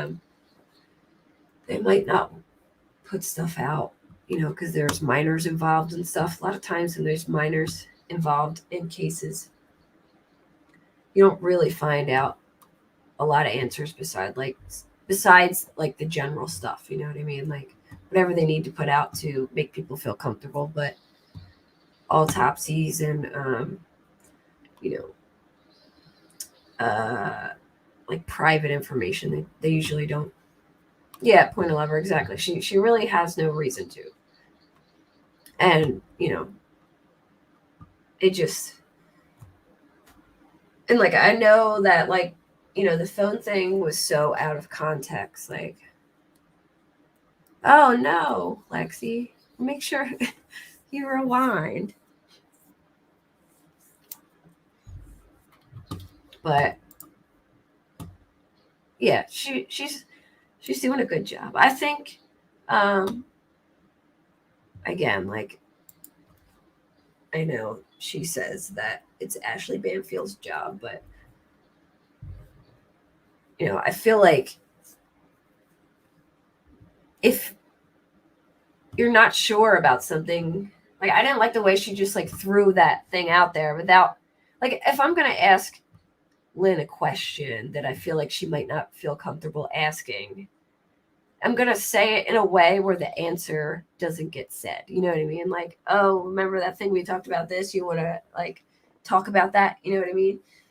And then let her decide. But I would never be like, so tell me about the bloody clothes that you found, or the pictures. She said she didn't want to talk about the pictures.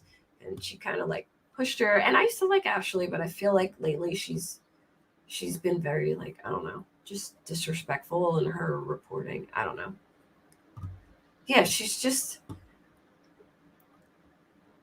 I don't know. I'm sorry if people like her, but I just didn't like how, she handled it. And I think, given that they didn't really have anyone to walk them through this initially and tell them, like, hey, this would probably, you shouldn't say this because it could affect the investigation if, the public finds out or whatever. I'll tell you right now, if I had heard that stuff before she went to Ashley, I would have told her not to put that out. But like, I didn't know till after that.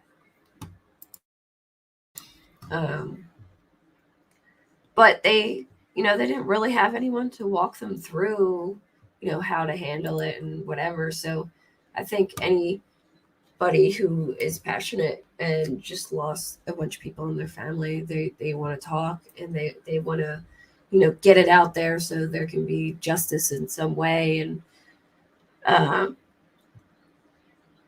don't blame her.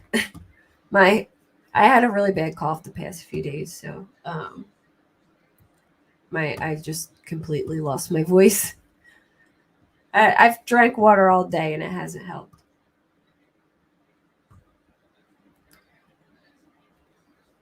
Yeah. Oh yeah, she's told me a lot of stuff that I'll never share just because, I'm not going to share something that could impede on an investigation or, may ruin, trying to catch other predators that may be hurting people or, risking that something bad could happen to her if it gets out or whatever, If you ask me not to say anything, I won't. And well, I try and as a person, that's just how I am. But like, also, I want people to feel comfortable if they want to come on my channel that, they can tell me something in confidence and I will go share it with everybody for, views or a story, Yeah. Oh yeah, Shelly. Yeah. I have like 10,000 questions I never ask the family. She seems very forthcoming and honest with some questions. Yeah. Yeah. It's hard, you don't want to ask. You don't want to, there's a lot of uncomfortable conversations when it comes to this. And, you don't want like to have people like recall terrible things, so I try.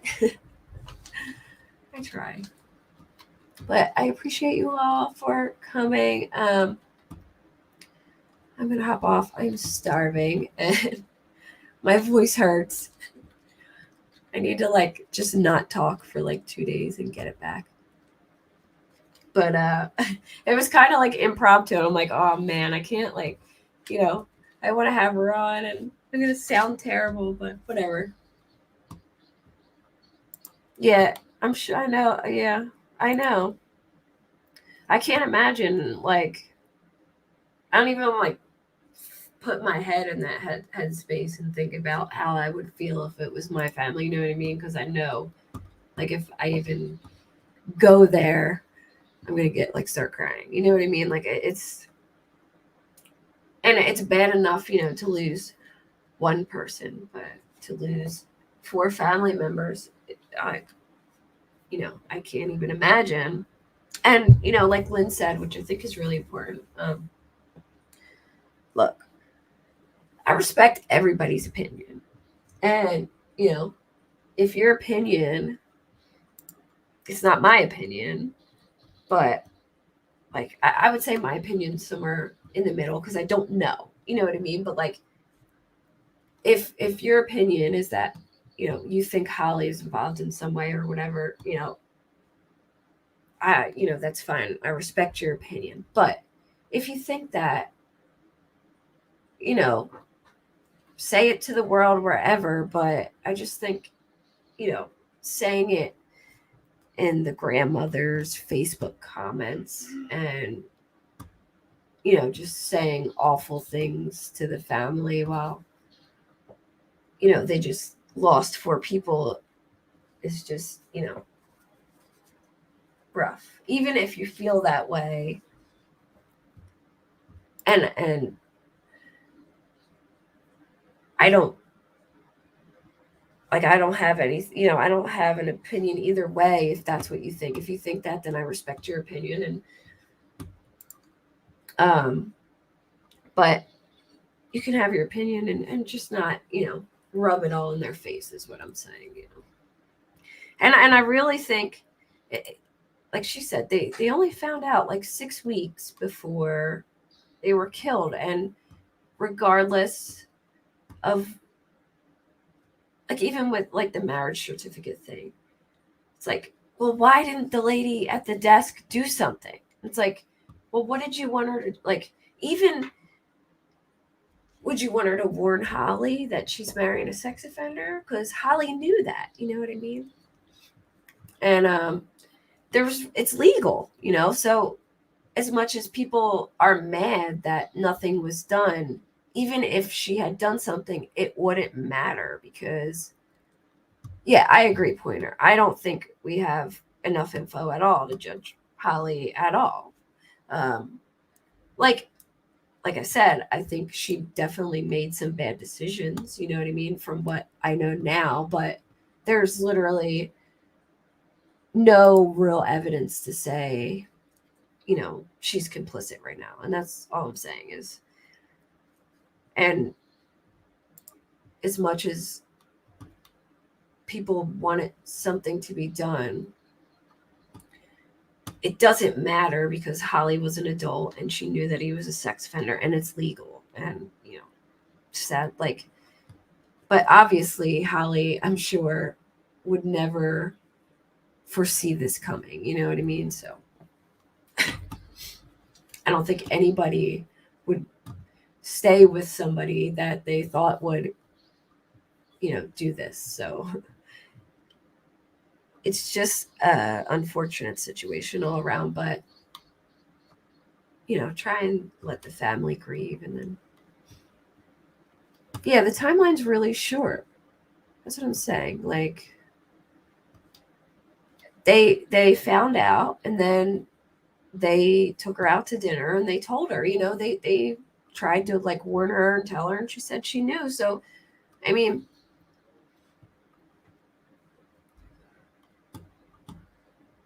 who, like, there wasn't that much time for them to actively like do something. I know I do, Vicky. I've had this terrible cough for like 4 days, and it's like those ones where you get like the mucus in your throat, and it's like a real, like, you feel like you're coughing it out of your lungs, and you get that tickle and you can't stop, and it goes on for like an hour. For some reason, it like gets really bad at night, and it's just driving me insane. But yeah, it's just a nightmare all around for them. And, I can't imagine losing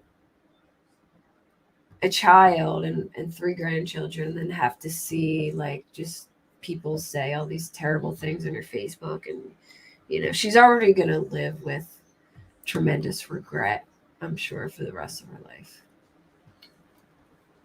Yeah, that's exactly. At least it's legal. So there's not much that anybody could have done. And,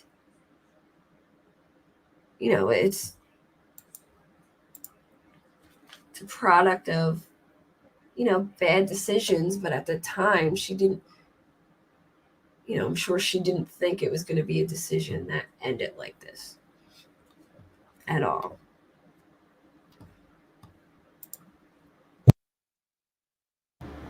But it's, they, like I said, they need to change it.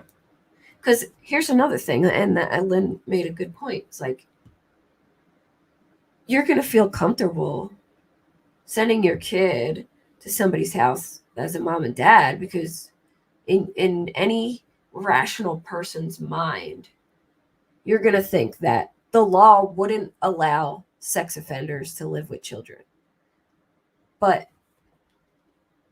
they do. So, it probably doesn't even cross people's minds. And it's like, it's legal, which I think needs to be changed, or at least should be like, maybe like if it's like a level 1 offender, maybe allow, like it could be okay, but like a level 2 or 3, no. You know what I mean? Wish the chaplain and secretary would have asked if she really wanted to do that. Yeah, but that's the thing, Pepper. If the chaplain or the secretary asked if she really wanted to do that, like, it wouldn't have made a difference. She was already like well aware that he was, and she was most likely getting married for that reason, so that the kids could be living there without them getting in trouble. So, at that, like, and not only that, but they don't, I know the lady was a secretary, and but how they do it at the courthouse, they're just like, oh, here, be a witness, sign this paper. I don't even think they read who it is. It's just like, so you to say I'm there and I witnessed this happening. It's like when you get something like notarized, you need someone there just to say, hey, I'm seeing you guys notarize this.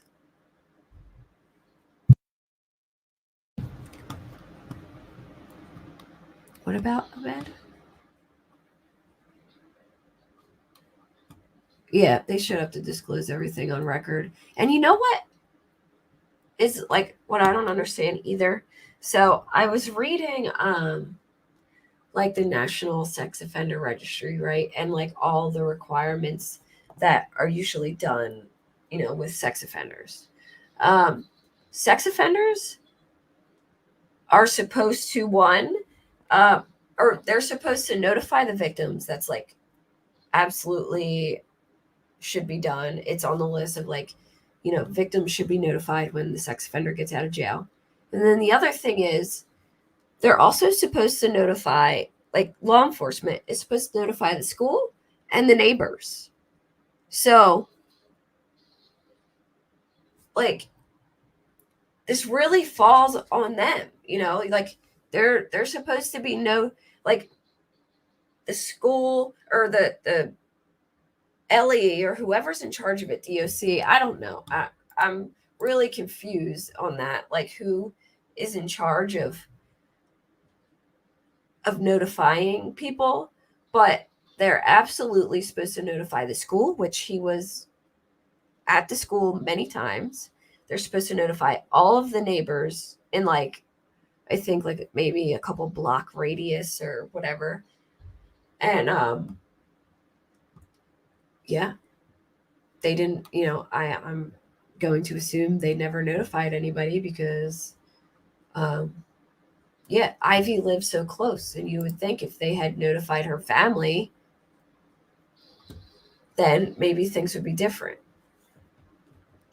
Yeah, I've seen that the officer complained the lack of resources, but I don't understand that. Like, you can't have an officer stop at a person's house to do like a 10-minute check, and most like cities or counties, they hire a compliance officer that solely does the work of that. like make sure, all the compliance stuff is done. And I really planned on showing that stuff tonight because I had it all like squared away so I can show everything that I found. Because I was like, man, this is bad. They like everything. If you go on the National Sex Offender Registry like website, like the main website, like they really dropped the ball, in my opinion. And I guarantee they'll say, oh, we have some law that, excludes us from having to do that. But,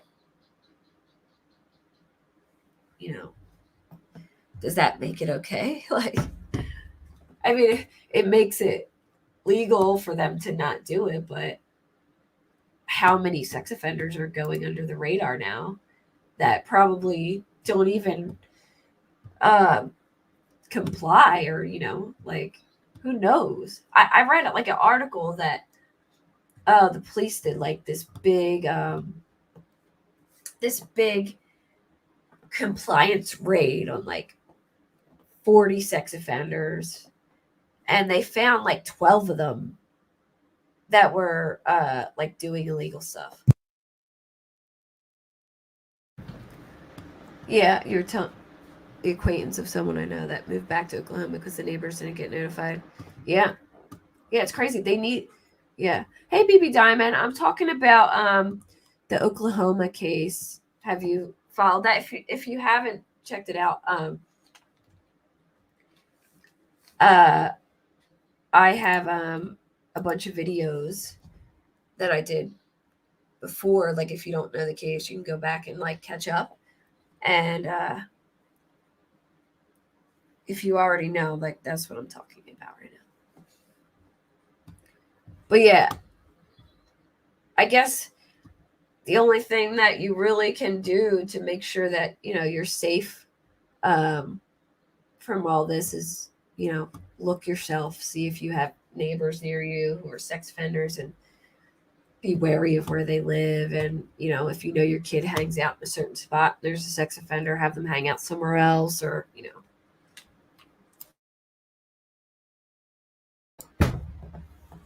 like, I mean, obviously at this point, it's pretty clear that, I imagine that the system is probably messy in a bunch of different places. So, just to be on the safe side, always double check for yourself. But yeah. Oh yeah, and what's crazy too? Like, they can register as like homeless. I think they have to check in like every 7 days or something. But I mean, who knows if they even like keep on, like, how, who knows if they're keeping track of these people, if they're checking in every 90 days or whatever. Like, I bet you there's people who haven't checked in for months and they don't even know. It's just insane to me. Oh yeah. Yeah, BB Diamond, yep.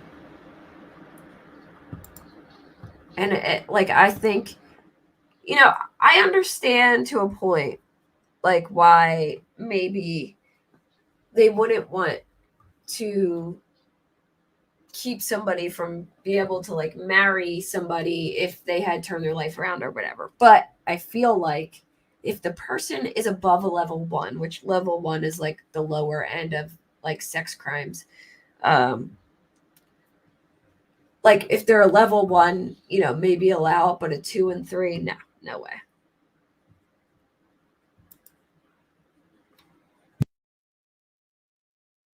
Yeah, it was like you had to like check. Yeah, here's the thing that's weird. Jesse lived in what's called like an undisclosed location, or I think it was, or unincorporated location, which means it's outside of city limits.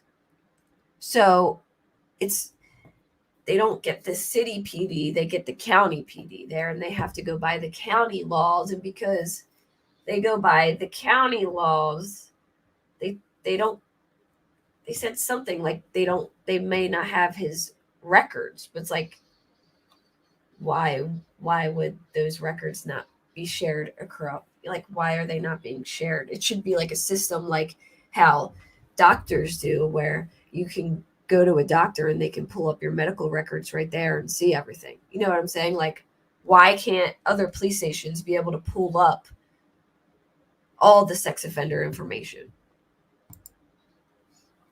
I don't know all the names that were using the address. I just, there was one was Joe, I guess, Holly, Jesse. I'm sure a lot of them were like family members, but then maybe some of their old phones, but still, I believe there was a lot of phones that probably.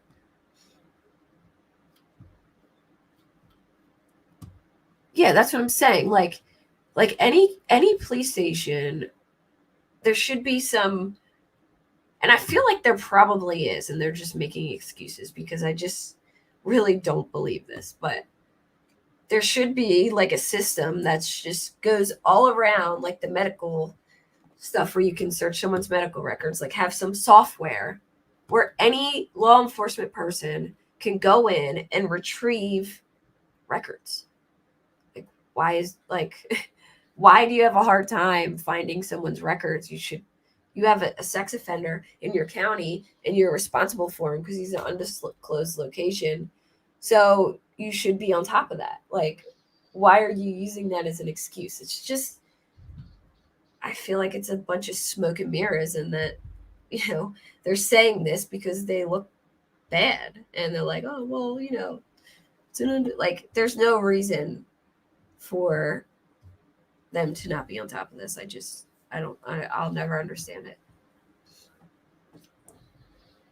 Yeah, if the department lacked resources to do such a serious job, like, then they need to, get it together. I don't know.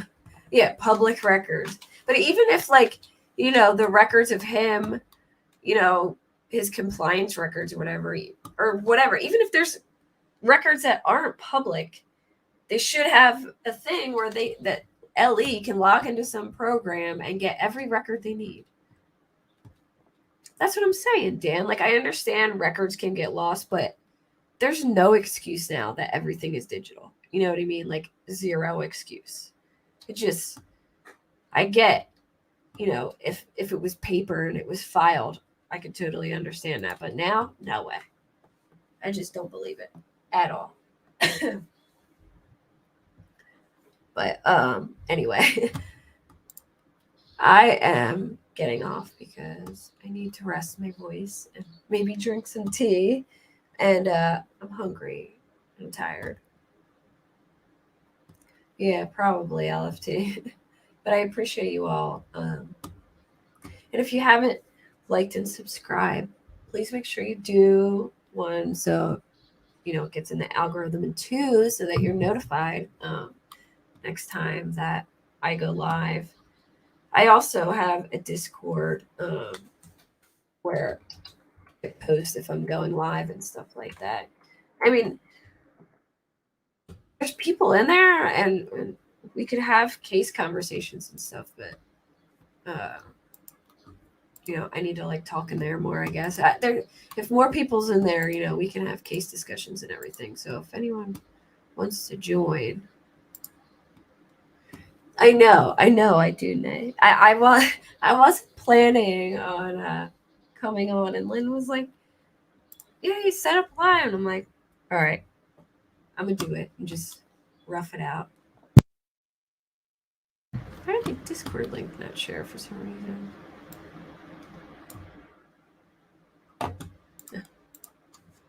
It's weird. Let me try again. If not, I think I have it. Hold on. I'll get it real quick. I'll just get it because it's usually Nightbot does it, but I don't know why Nightbot's not doing it for some reason. Let me get it for you. Yeah, afternoon there. Yeah, it's like 1 o'clock in the morning here. We're on opposite schedules.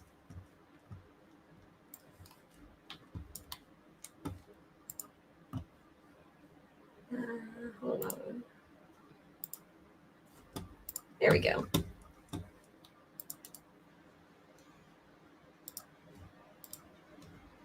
Oh, and I'm also on Facebook under the same name. So if anybody needs to like message me or send me anything, you can always message me on there.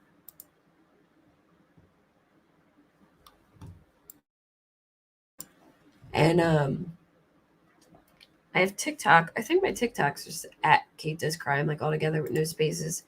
And I have Instagram with the same thing, I think. So if you guys want to check out any of those platforms, feel free. And I will talk to y'all. I'll probably be back Sunday. Tomorrow I have a bunch of stuff to do, like family stuff. So probably Sunday. But again, thank you all for coming. And I will see you most likely Sunday. Bye.